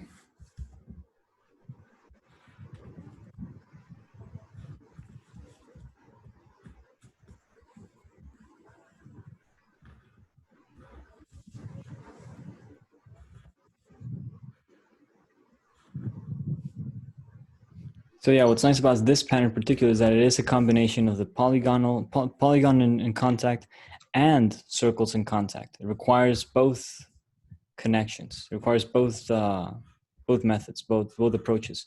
But through origami, you know, we just get to do these light bounces. So I mean, some relationships are just more, I don't know. It's weird that this line of contact is in the middle, exactly in the middle between these two. And it is pretty easy to find middle. So that point, we get that one and we can sort of construct. So really what this goes to show in a way is that for an Islamic origami pattern, we only need one line and some radial lines somewhere this line is going to bounce off of. And that's it. From there on out, that's all we need, you know.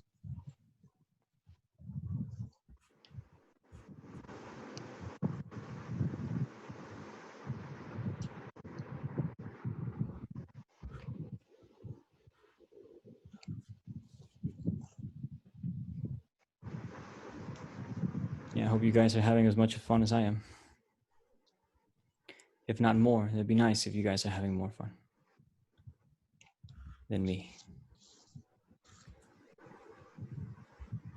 I wouldn't mind.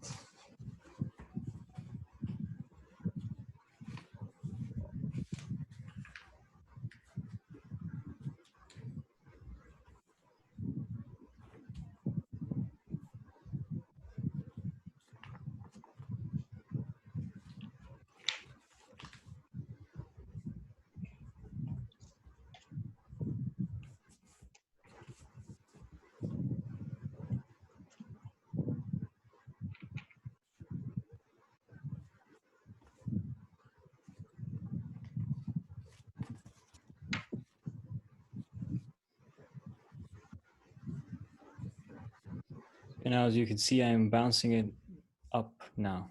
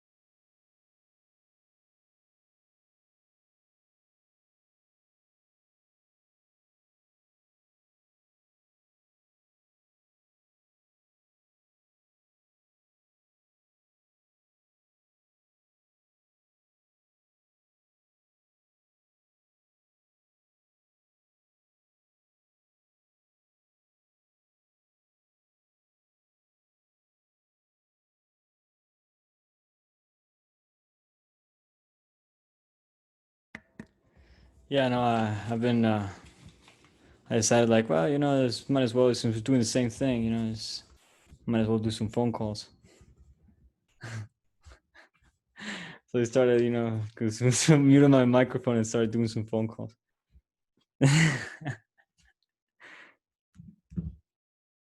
Yeah, no answer. I'm still on the waiting list.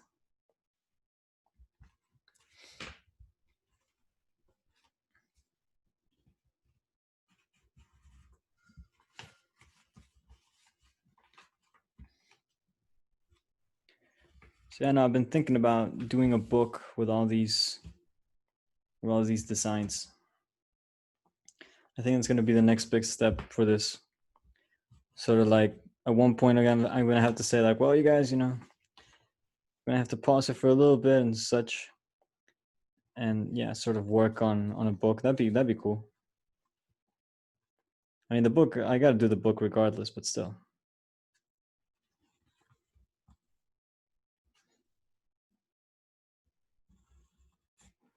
Although, well, yeah, so I'm going to do just one more of these, and then we're going to move on to the next exercise. Even though that, most people left, that's fine. We can still have fun.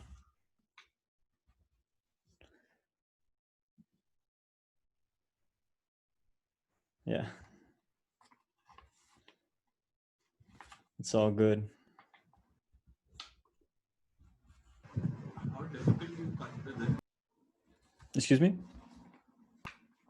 Do you consider this design as in compared to the others? Which one?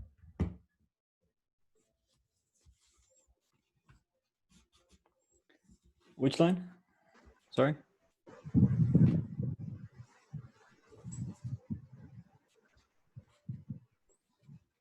Are you able to hear me now? Yeah, I can hear you. Yeah. The design we're doing right now, how Yeah. difficult is it on a scale of 1 to 5? On a scale? How what? How difficult is it on a scale of 1 to 5? I would say this is about a 3. Oh, okay. What would you guys think? I'm not sure. It's pretty difficult actually. 5. A 5? Oh, goodness. I'm going to have to keep that in mind so I can put this at the end of the book. Has to be like one of the final designs.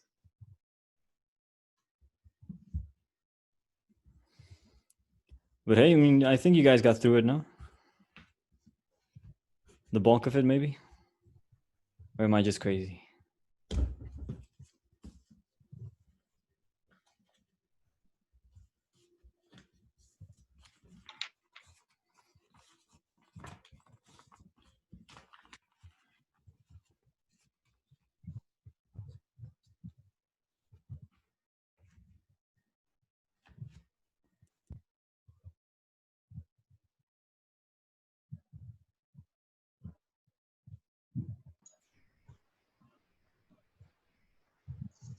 Can you hear me? Yeah, I can hear you. Oh, I was gonna say, I think what might seem difficult about this pattern is that there's heavy reliance on the mirror trick, and if you don't have that mastered, I could see how this would be really difficult. But once you have that, like you have fluency in the mirror trick, this is like, I would say this is like a 1 or a 2. I can see Yes, that. I agree.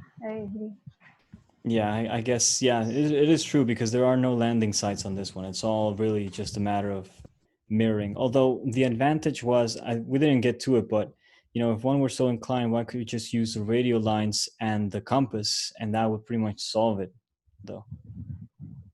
Although it is a heavy reliance, if we were just exclusively folding, it is a heavy reliance, and because we're sort of sticking to it, yeah, I can see that. I can see that. But I mean, I don't know. Can you guys show me yours and see what you're up? Just a second, because now they actually answered my call. So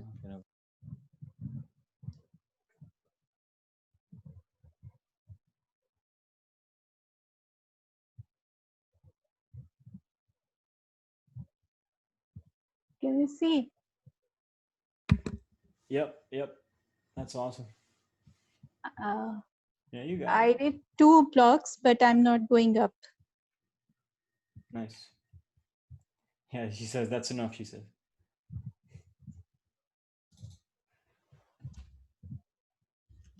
Yeah, but the idea is there. The idea is there, guys. All right, so what do you say we move on to another exercise? How's that sound? And take it easy on the mirrors for a while.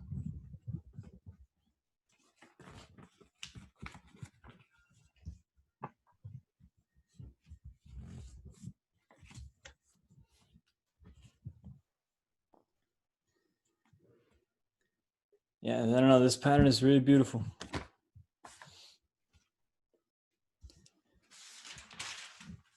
See, I did that with the tracing paper, with just like the 2 modules, you know, up and down, up and down. Here it's coming along. Yeah, I'll do something at the end so I can take a screenshot for the video. Let's see if I can get one right now.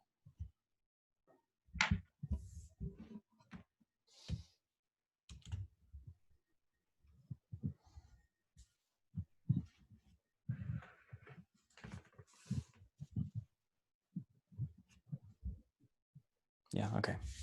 So we're gonna take out another piece of paper.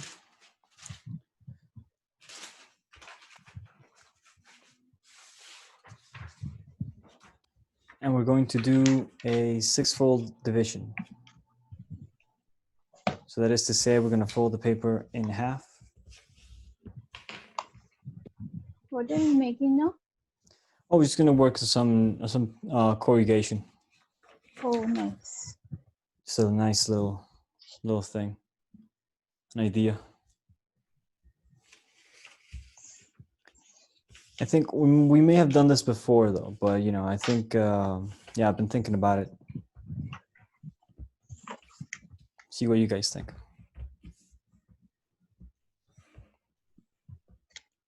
So yeah, we start by folding the paper in half. We take one corner, we put it on the center of the page.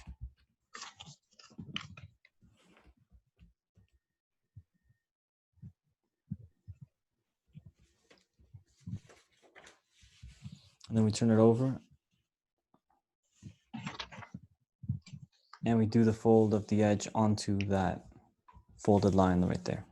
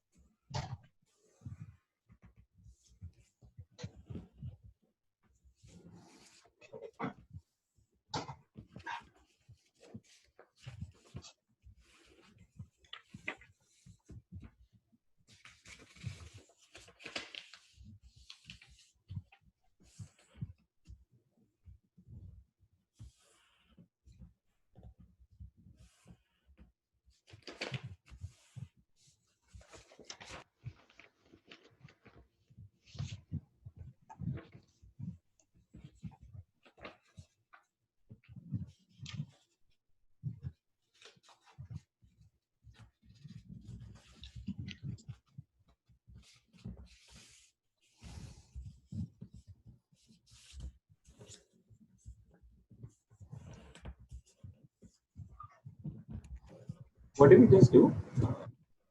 Huh? Okay, so what I did now was on the line that this hits the edge, I folded that away in a perpendicular in order to get this rectangle. The rectangle that contains the equilateral triangle. An A4 sheet, we got a very big rectangle. So I was just, Excuse me? with an A4 sheet, we got a really big rectangle. So I was just confused about it. Oh yeah. Yeah, I think the A4 might give you a bigger one, really. But is that your question? But it's yeah, so you need to do it's not a bounce per se, but it does look like a bounce. But see, you fold first the corner to the middle point, like so, making sure that it's coming out of the corner. And then once you do that, you turn it over and you take the remainder and you put it on the folded edge.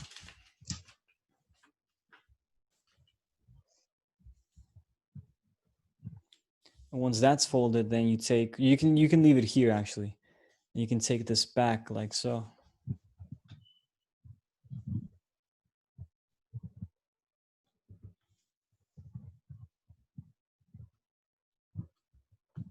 Just making sure that it's a perpendicular, right? This edge falls on itself. So this line, this remainder we're going to cut away, so we only get the equilateral triangle base.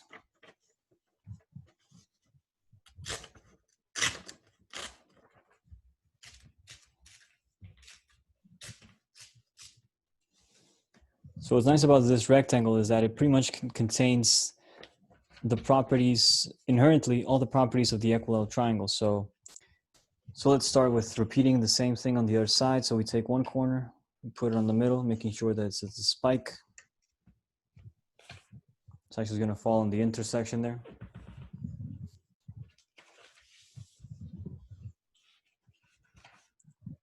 Same thing on the top over here.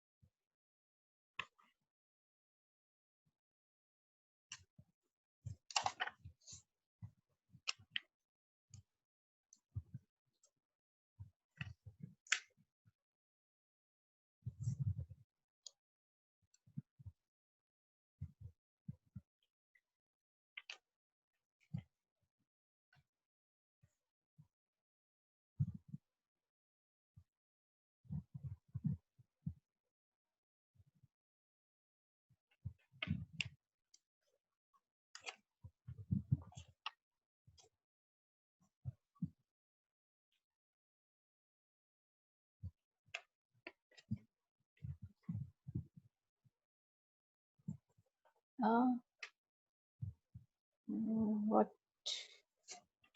did we do? Okay.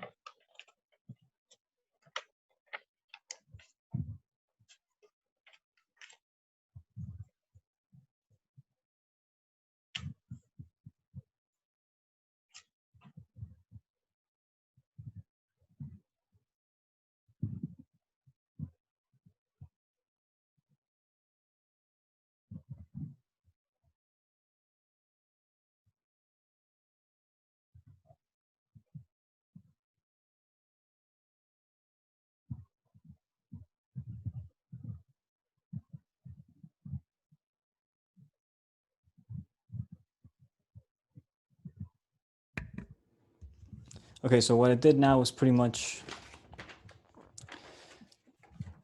start with this double hexagon shape, in where we're taking these 2 points as our focal points.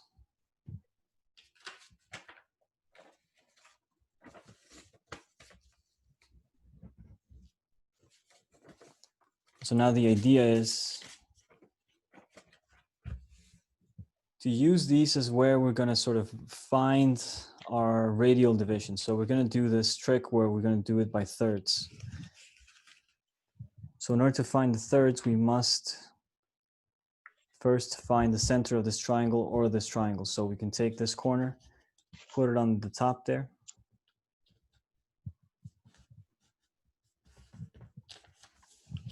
And we can take these 2 corners and put them to the center.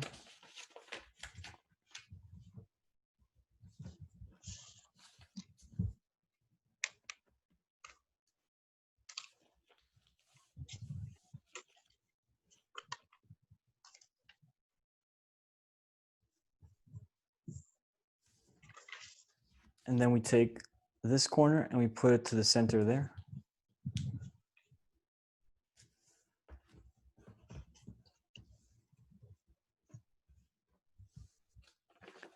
We turn around and we fold this new fold to the edge of the triangle like so.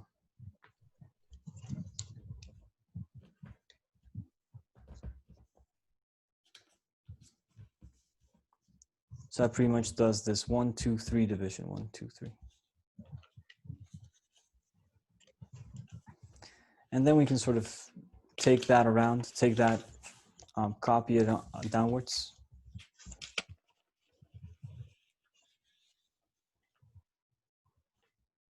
Till the end. Till the end, that's right.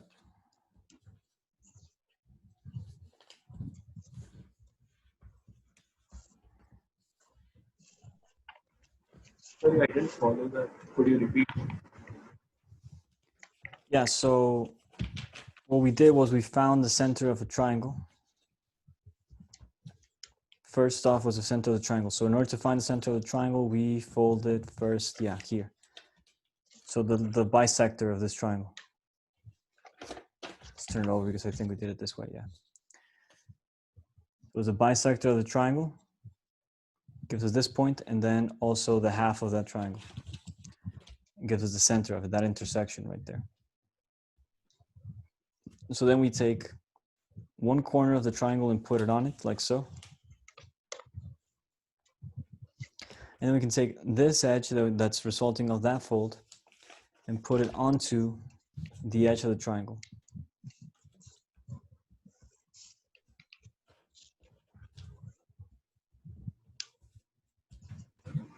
Okay.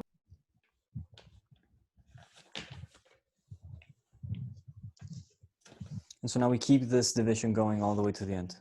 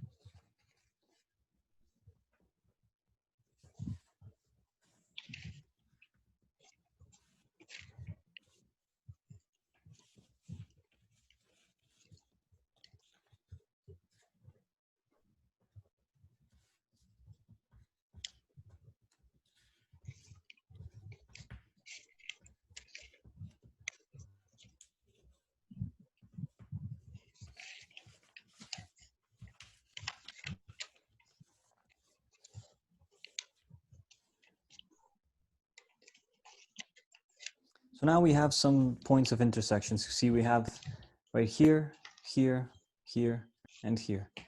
And so we can start by folding those in. So for instance, here on this intersection, we can then fold, and you can see how it's going to even fall on the one on the top there. This one's going to connect with that one, connect with that one. And we can then fold this back as well.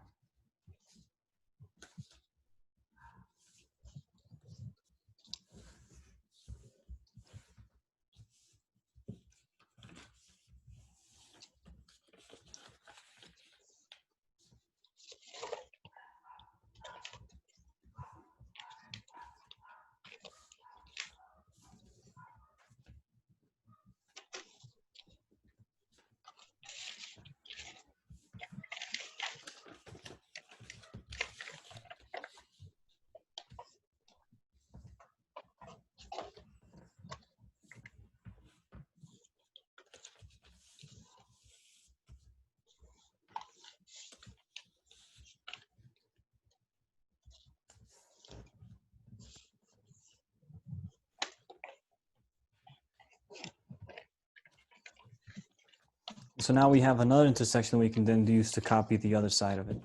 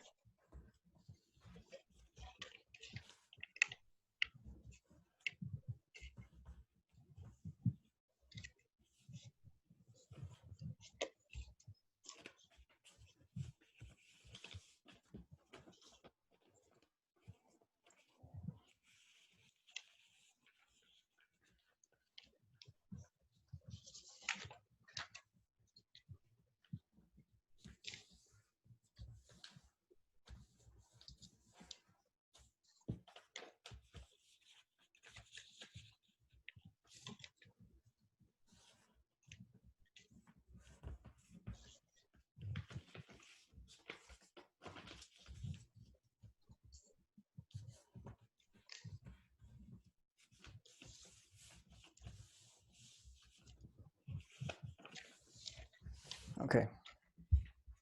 So now the advantage of working it on these divisions is that we have pretty much established these two as centers of hexagons, but they are separated by a rhombus. So that's pretty convenient for us in that at least these can work more independently now than they would have if they were touching. So now we have several options. Either we can do more divisions on these, or we can try and spin these around and try to find something that we can work with. So see, for instance, if we found some terrain, then we can sort of work around on it. So either we work around with this rhombus, or we can work around these two. I want to work with these two centers. They have this space between them. If this goes down, it's there. If this goes, that's interesting. Okay. So we're going to do a line that goes from this corner to this corner right there. 1 and 1. Now we got to be careful not to fold the whole thing. So we're just going to fold this one line. Oh. Which one? It's right here. This is hexagon. Yeah, this is hexagon. So this is hexagon 1. And over here is hexagon 2.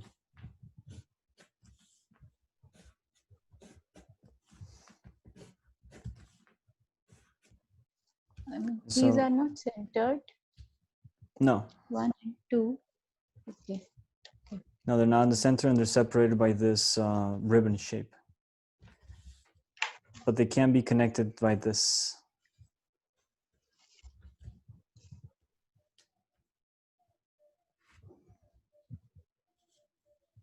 So we're pretty much going to have to establish this on all of them. So just as much as this going this way, then another one's going to have to go down this way. Didn't get that.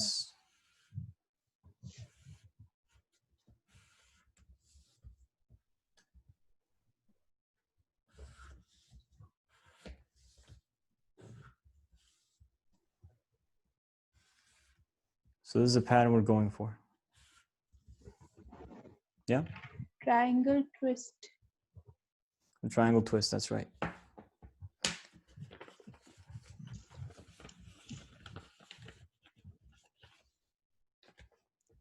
So the idea is to use that as a basis, because the thing about corrugations for tessellations like these is that you can always try to find some way to work with whatever it is you got at the first step.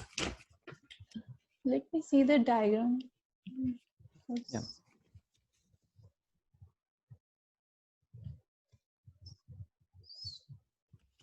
So let me finish drawing it in. This is going this way, and then this.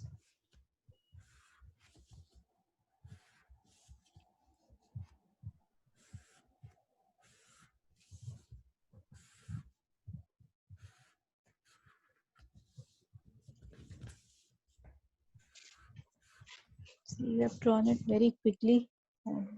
Yeah.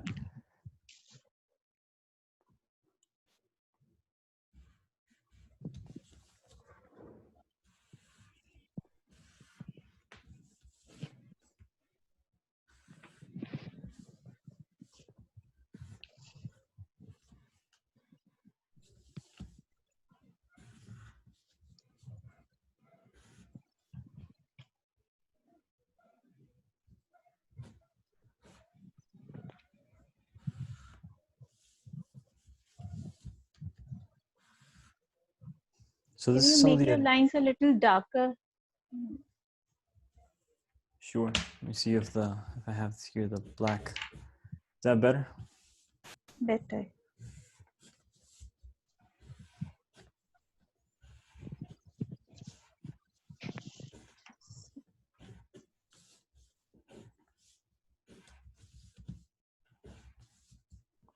So yeah, this is some of the advantages of working with an odd number grid, that you can sort of keep units separated at a different distance and therefore can use different shapes in order to combine them, sometimes to very pleasant results. Even with the square, this happens quite a bit. So when you have your clovers and all this, if you go for a clover that's in a grid that's odd, you can even get some results that you wouldn't have gotten if it was even. So there's a case to be made. There's a case to be made for the benefits of odd number grids or odd based grids.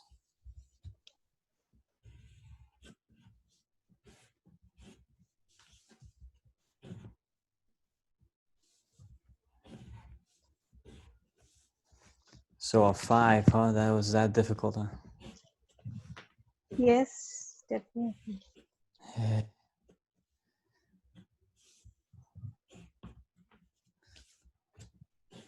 We had a lot of newcomers too, so I hope that they didn't get discouraged. Oh man. And there's this other pattern that I was thinking about doing, but it's just that this one just kept occupying my mind that I was like, you know what? And yeah, honestly, the first intention was to use a compass. But then I thought, well, I'm not going to ask them to have a compass. What if they don't have a compass? They probably do, though. But the compass, that design is so easy. So easy. Because then you can just think of the lines. You just have to get the radial line. So it's just, then the difficult part is just getting the grid. Everything else would just be just a matter of connecting points on compass constructions. Hey, thanks, Barun. Oh no, he left. Wait, just 1 minute. Yeah. Open it out. Oh, I see. Let me put it for you right there.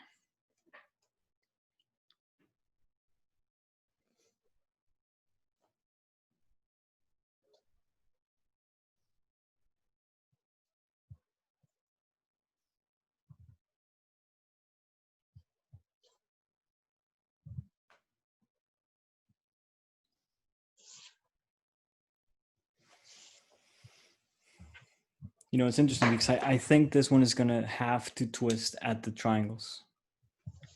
I mean, squish on the triangles with squash. Because I'm seeing it and there's there's really no structure between these two. I mean, sure, this is gonna come down here, this will come down there, but then what, right? But at least we have the center, we have an established triangle. So we can work around spinning that. We can work around spinning this one too. I mean, there is some play to be had here. So this is not, yeah. We'll see what happens. But yeah, this one is going to be an interesting run. We might have some overlaps. Some triangles will maybe within once they collapse. So that's going to be interesting to see.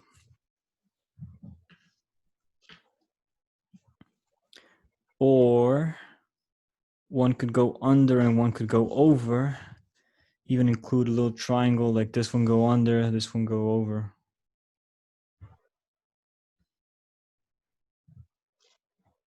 It's not a bad idea.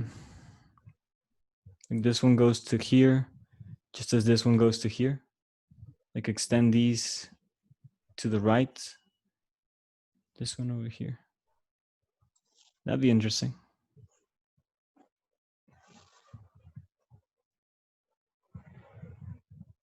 And this goes, that'd be cool actually. I want to see that.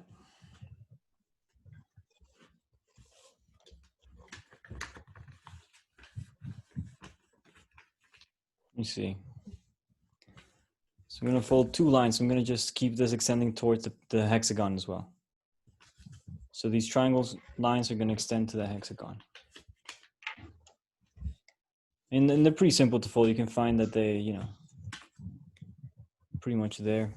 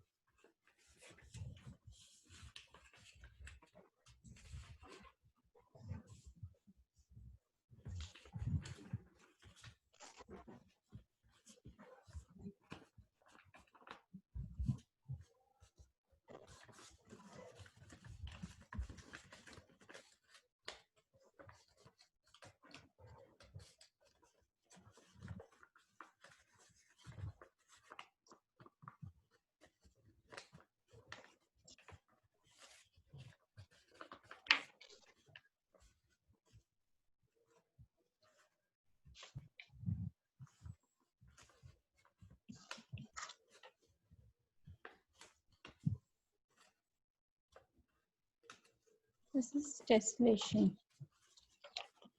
Yeah, more than collocation is a tessellation, definitely. See, now what I'm noticing is that one could go over just as much as one could go under. You know what I mean? Like this one could it's gonna have this one fall on it, and this one's gonna fall on it as well. It's gonna be like a dual level. Like one, it's gonna maybe look the same on the back as it will on the front.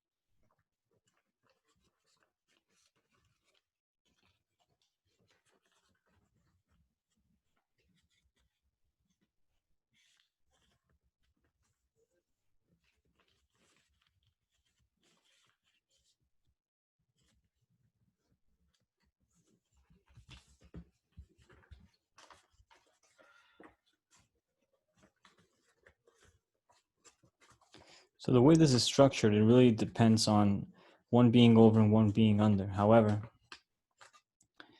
because of the way it's structured, it's also being like this threefold interaction. And it really depends on things to be just right.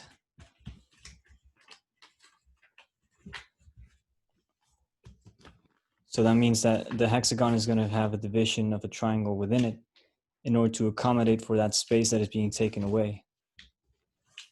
If we had more strips, that is to say, if this was maybe a little bit wider, that is to say, if we move the hexagon one unit to the left, maybe half a unit, in order to just make this wider, maybe we could make it so that they don't have to be one on top, one on the bottom. But the way it is, I mean, it's not a complete loss.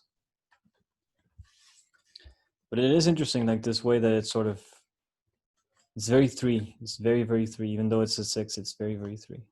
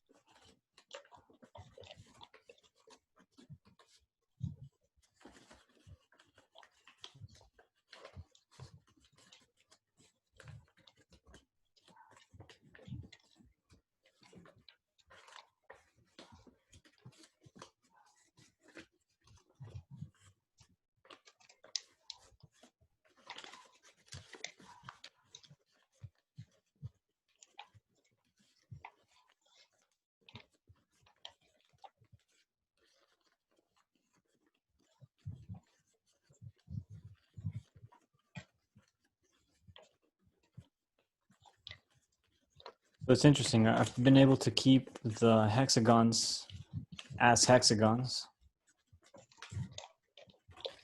They do have this very, yeah, the threefoldness of them. They collapse nicely. The ones on the outside are the ones that are more difficult to sort of interact with. But they do have this nice poppy looking feeling about them.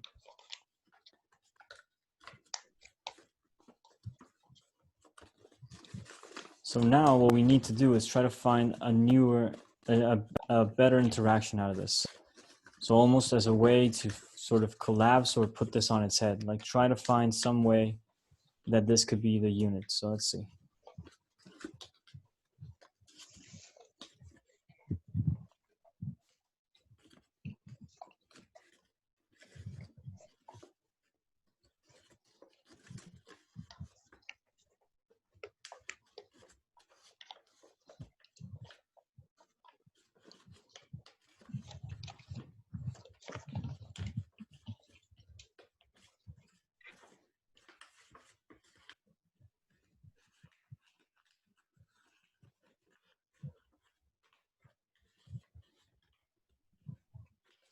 Yeah, no, these All are pretty. triangle ends are mountain folds, right? It's Triangle. 3 triangles in valleys and 3 triangles in mountain. Oh. So which one have valley? I don't know. So you can, they pretty much go in a triangular sequence there.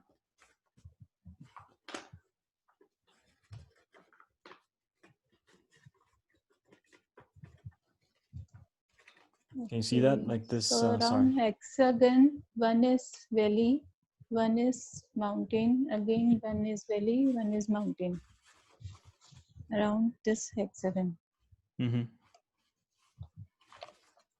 One is coming in.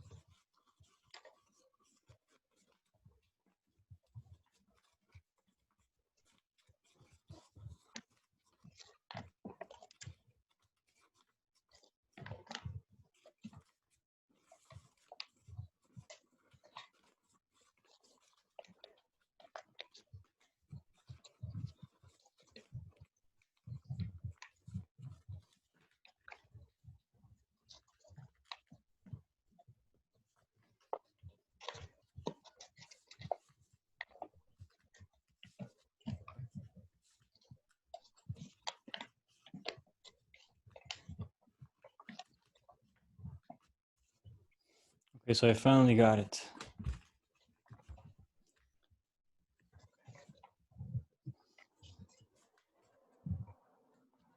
And it really does look the same back and forwards. So that's interesting.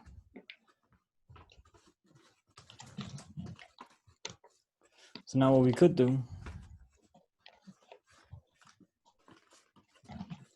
is do some foldings on these corners here, on these points, on these overlaps.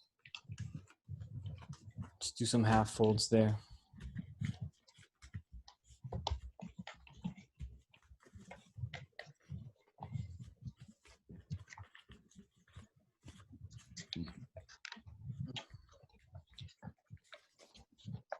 It's not happening.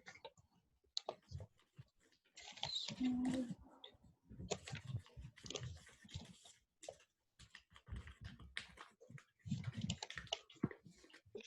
It's interesting because it's very simple, but at the same time, it's kind of complicated. The trick is really just to get it to collapse, but the lines seem to be pretty straightforward.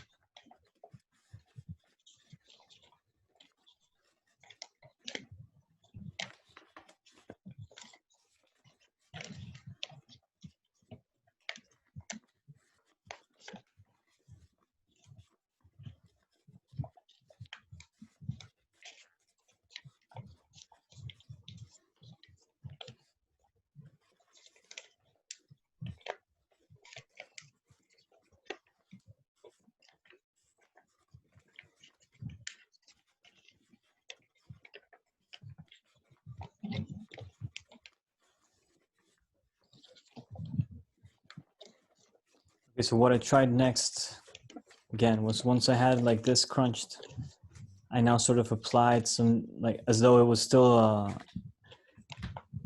hexagonal grid almost, just trying to get like these triangles to become hexagons by virtue of this fold being halved.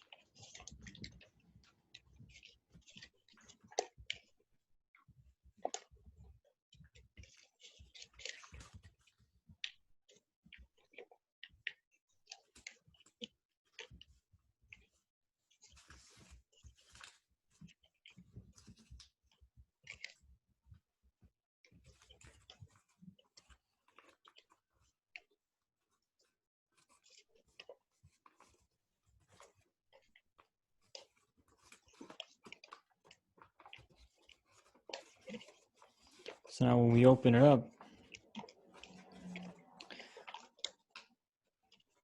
we can start to see how maybe, just maybe, we can use that hexagon that would be the result of that fold, that collapse right there.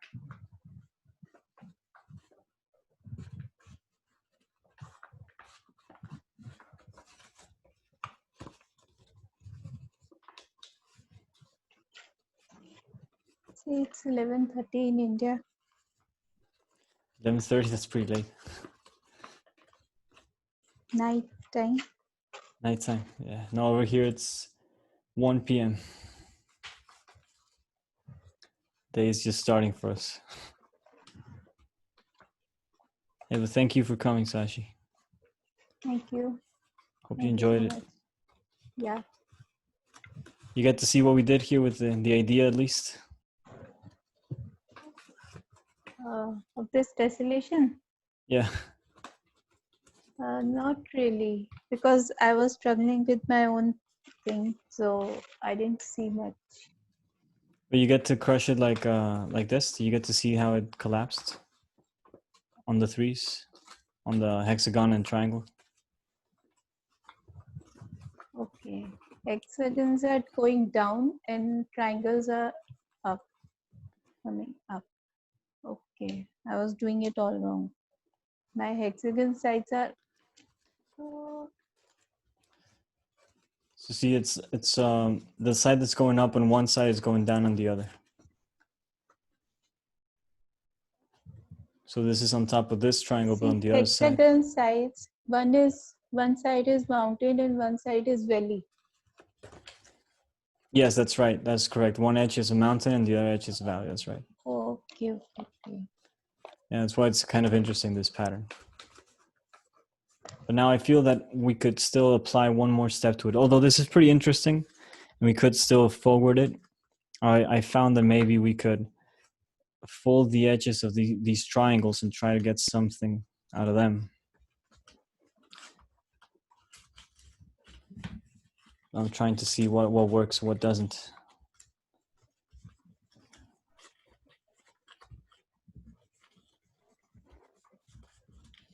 But thank you again for coming, Sashi. We appreciate that. Thank you. Yeah, well, good night, and yeah, get some rest. Yeah. Catch you in the next one. Next one is on Friday, no? Friday, yeah. Yeah, I won't be there. I have another Zoom meeting. Meenakshi Nice. Mukherjee is teaching us. Nice. Well, there's always the recording, and if any new development comes up, I'll put it on the Discord server. Yeah. Right on. Well, take care, Sashi. Be safe. Yeah, I'm on 2 devices, so it will take some time. Oh, I see. Bye, Sarah.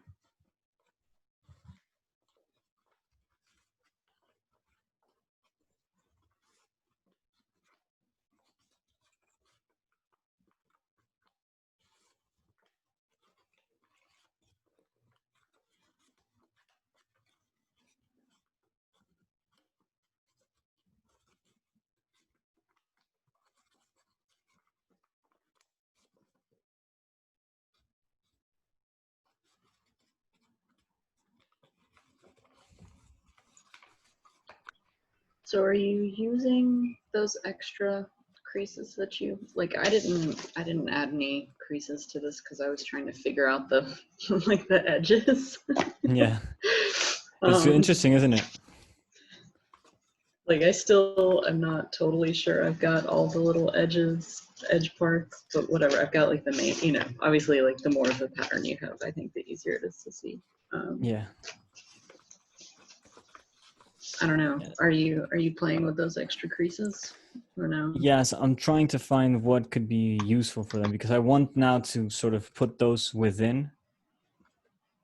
But what I'm finding is that it's sort of impossible because it has these sort of.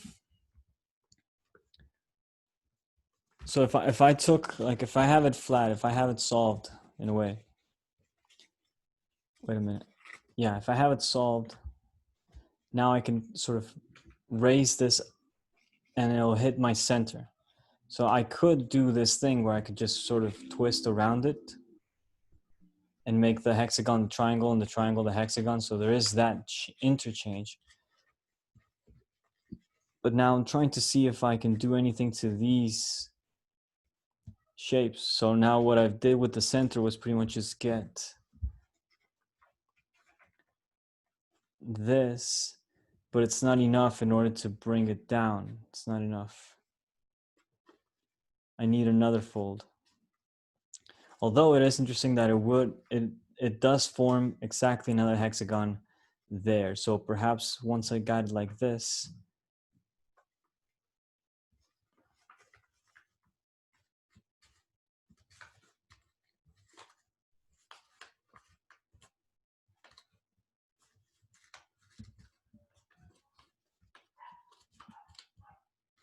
yeah, I'm trying to find those extra creases where this would make more sense. Or not more sense, but just where I can actually push these down. This is kind of fun. I just inverted one of those triangles, like brought the three midpoints of the sides together. Yeah. And the top of it, you can like put a little twist in it. There you see. See, now I'm doing this thing, actually. So there is that. Oh, that's pretty cool.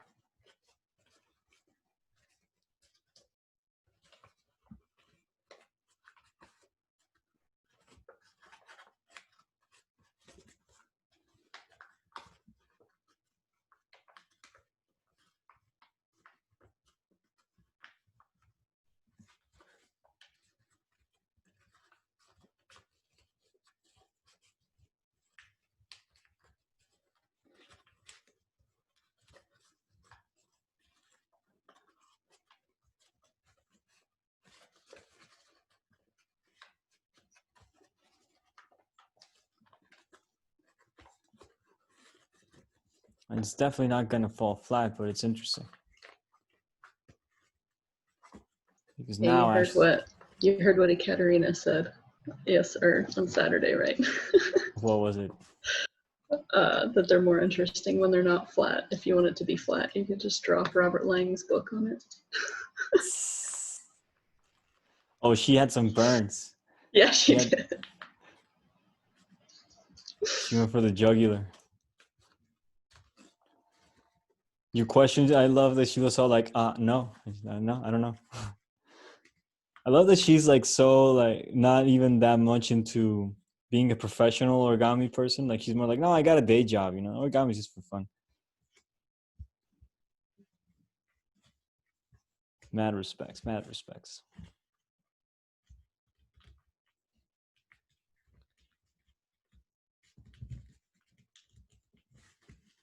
But she's a math, like she works in programming. What's she working? I think I missed that part. I mean, she said she's just like a software developer or something. Interesting. So I found this.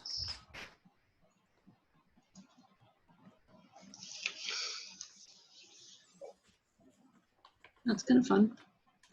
Yeah, it's a weird twist.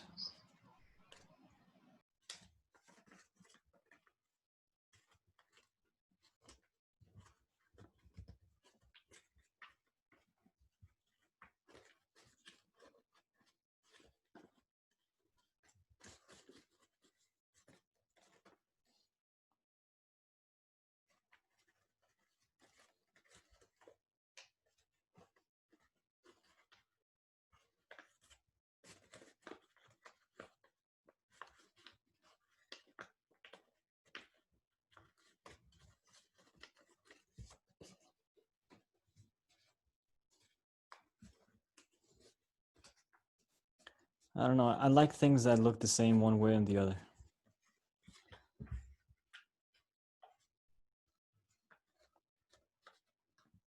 I have a sort of bias towards those kinds of designs. Because it's such a cool way to sort of make something complicated out of something simple. Just by virtue of it being this mirror image of itself.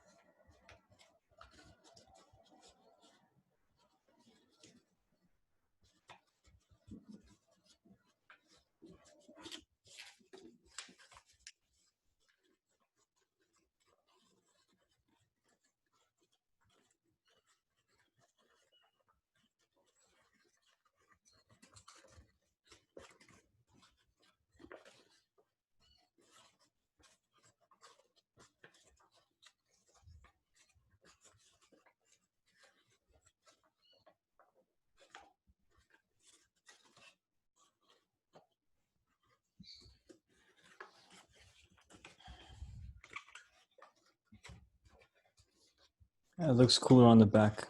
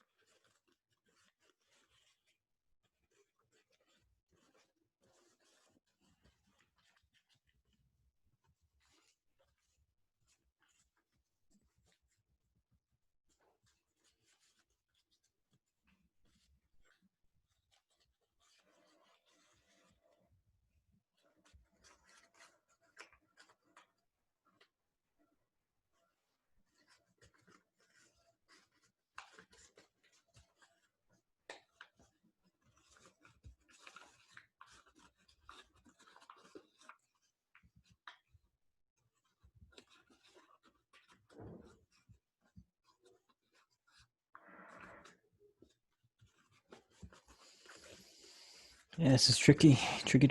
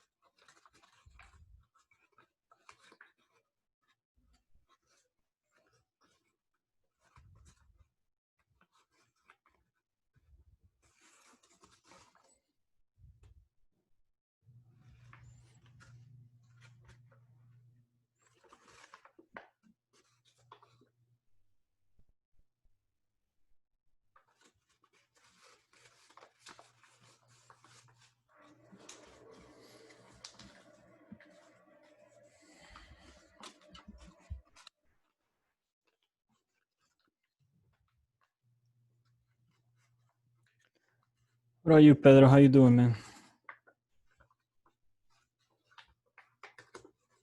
Doing all right. Just chilling.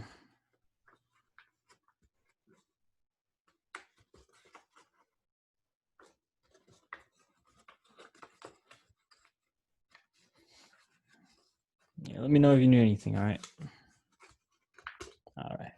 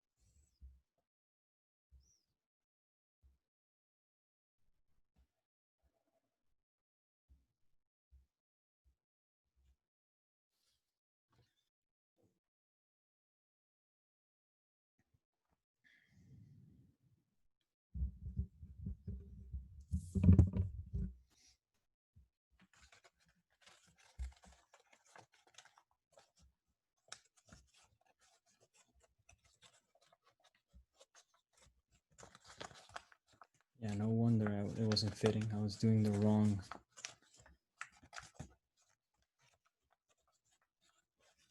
sequence.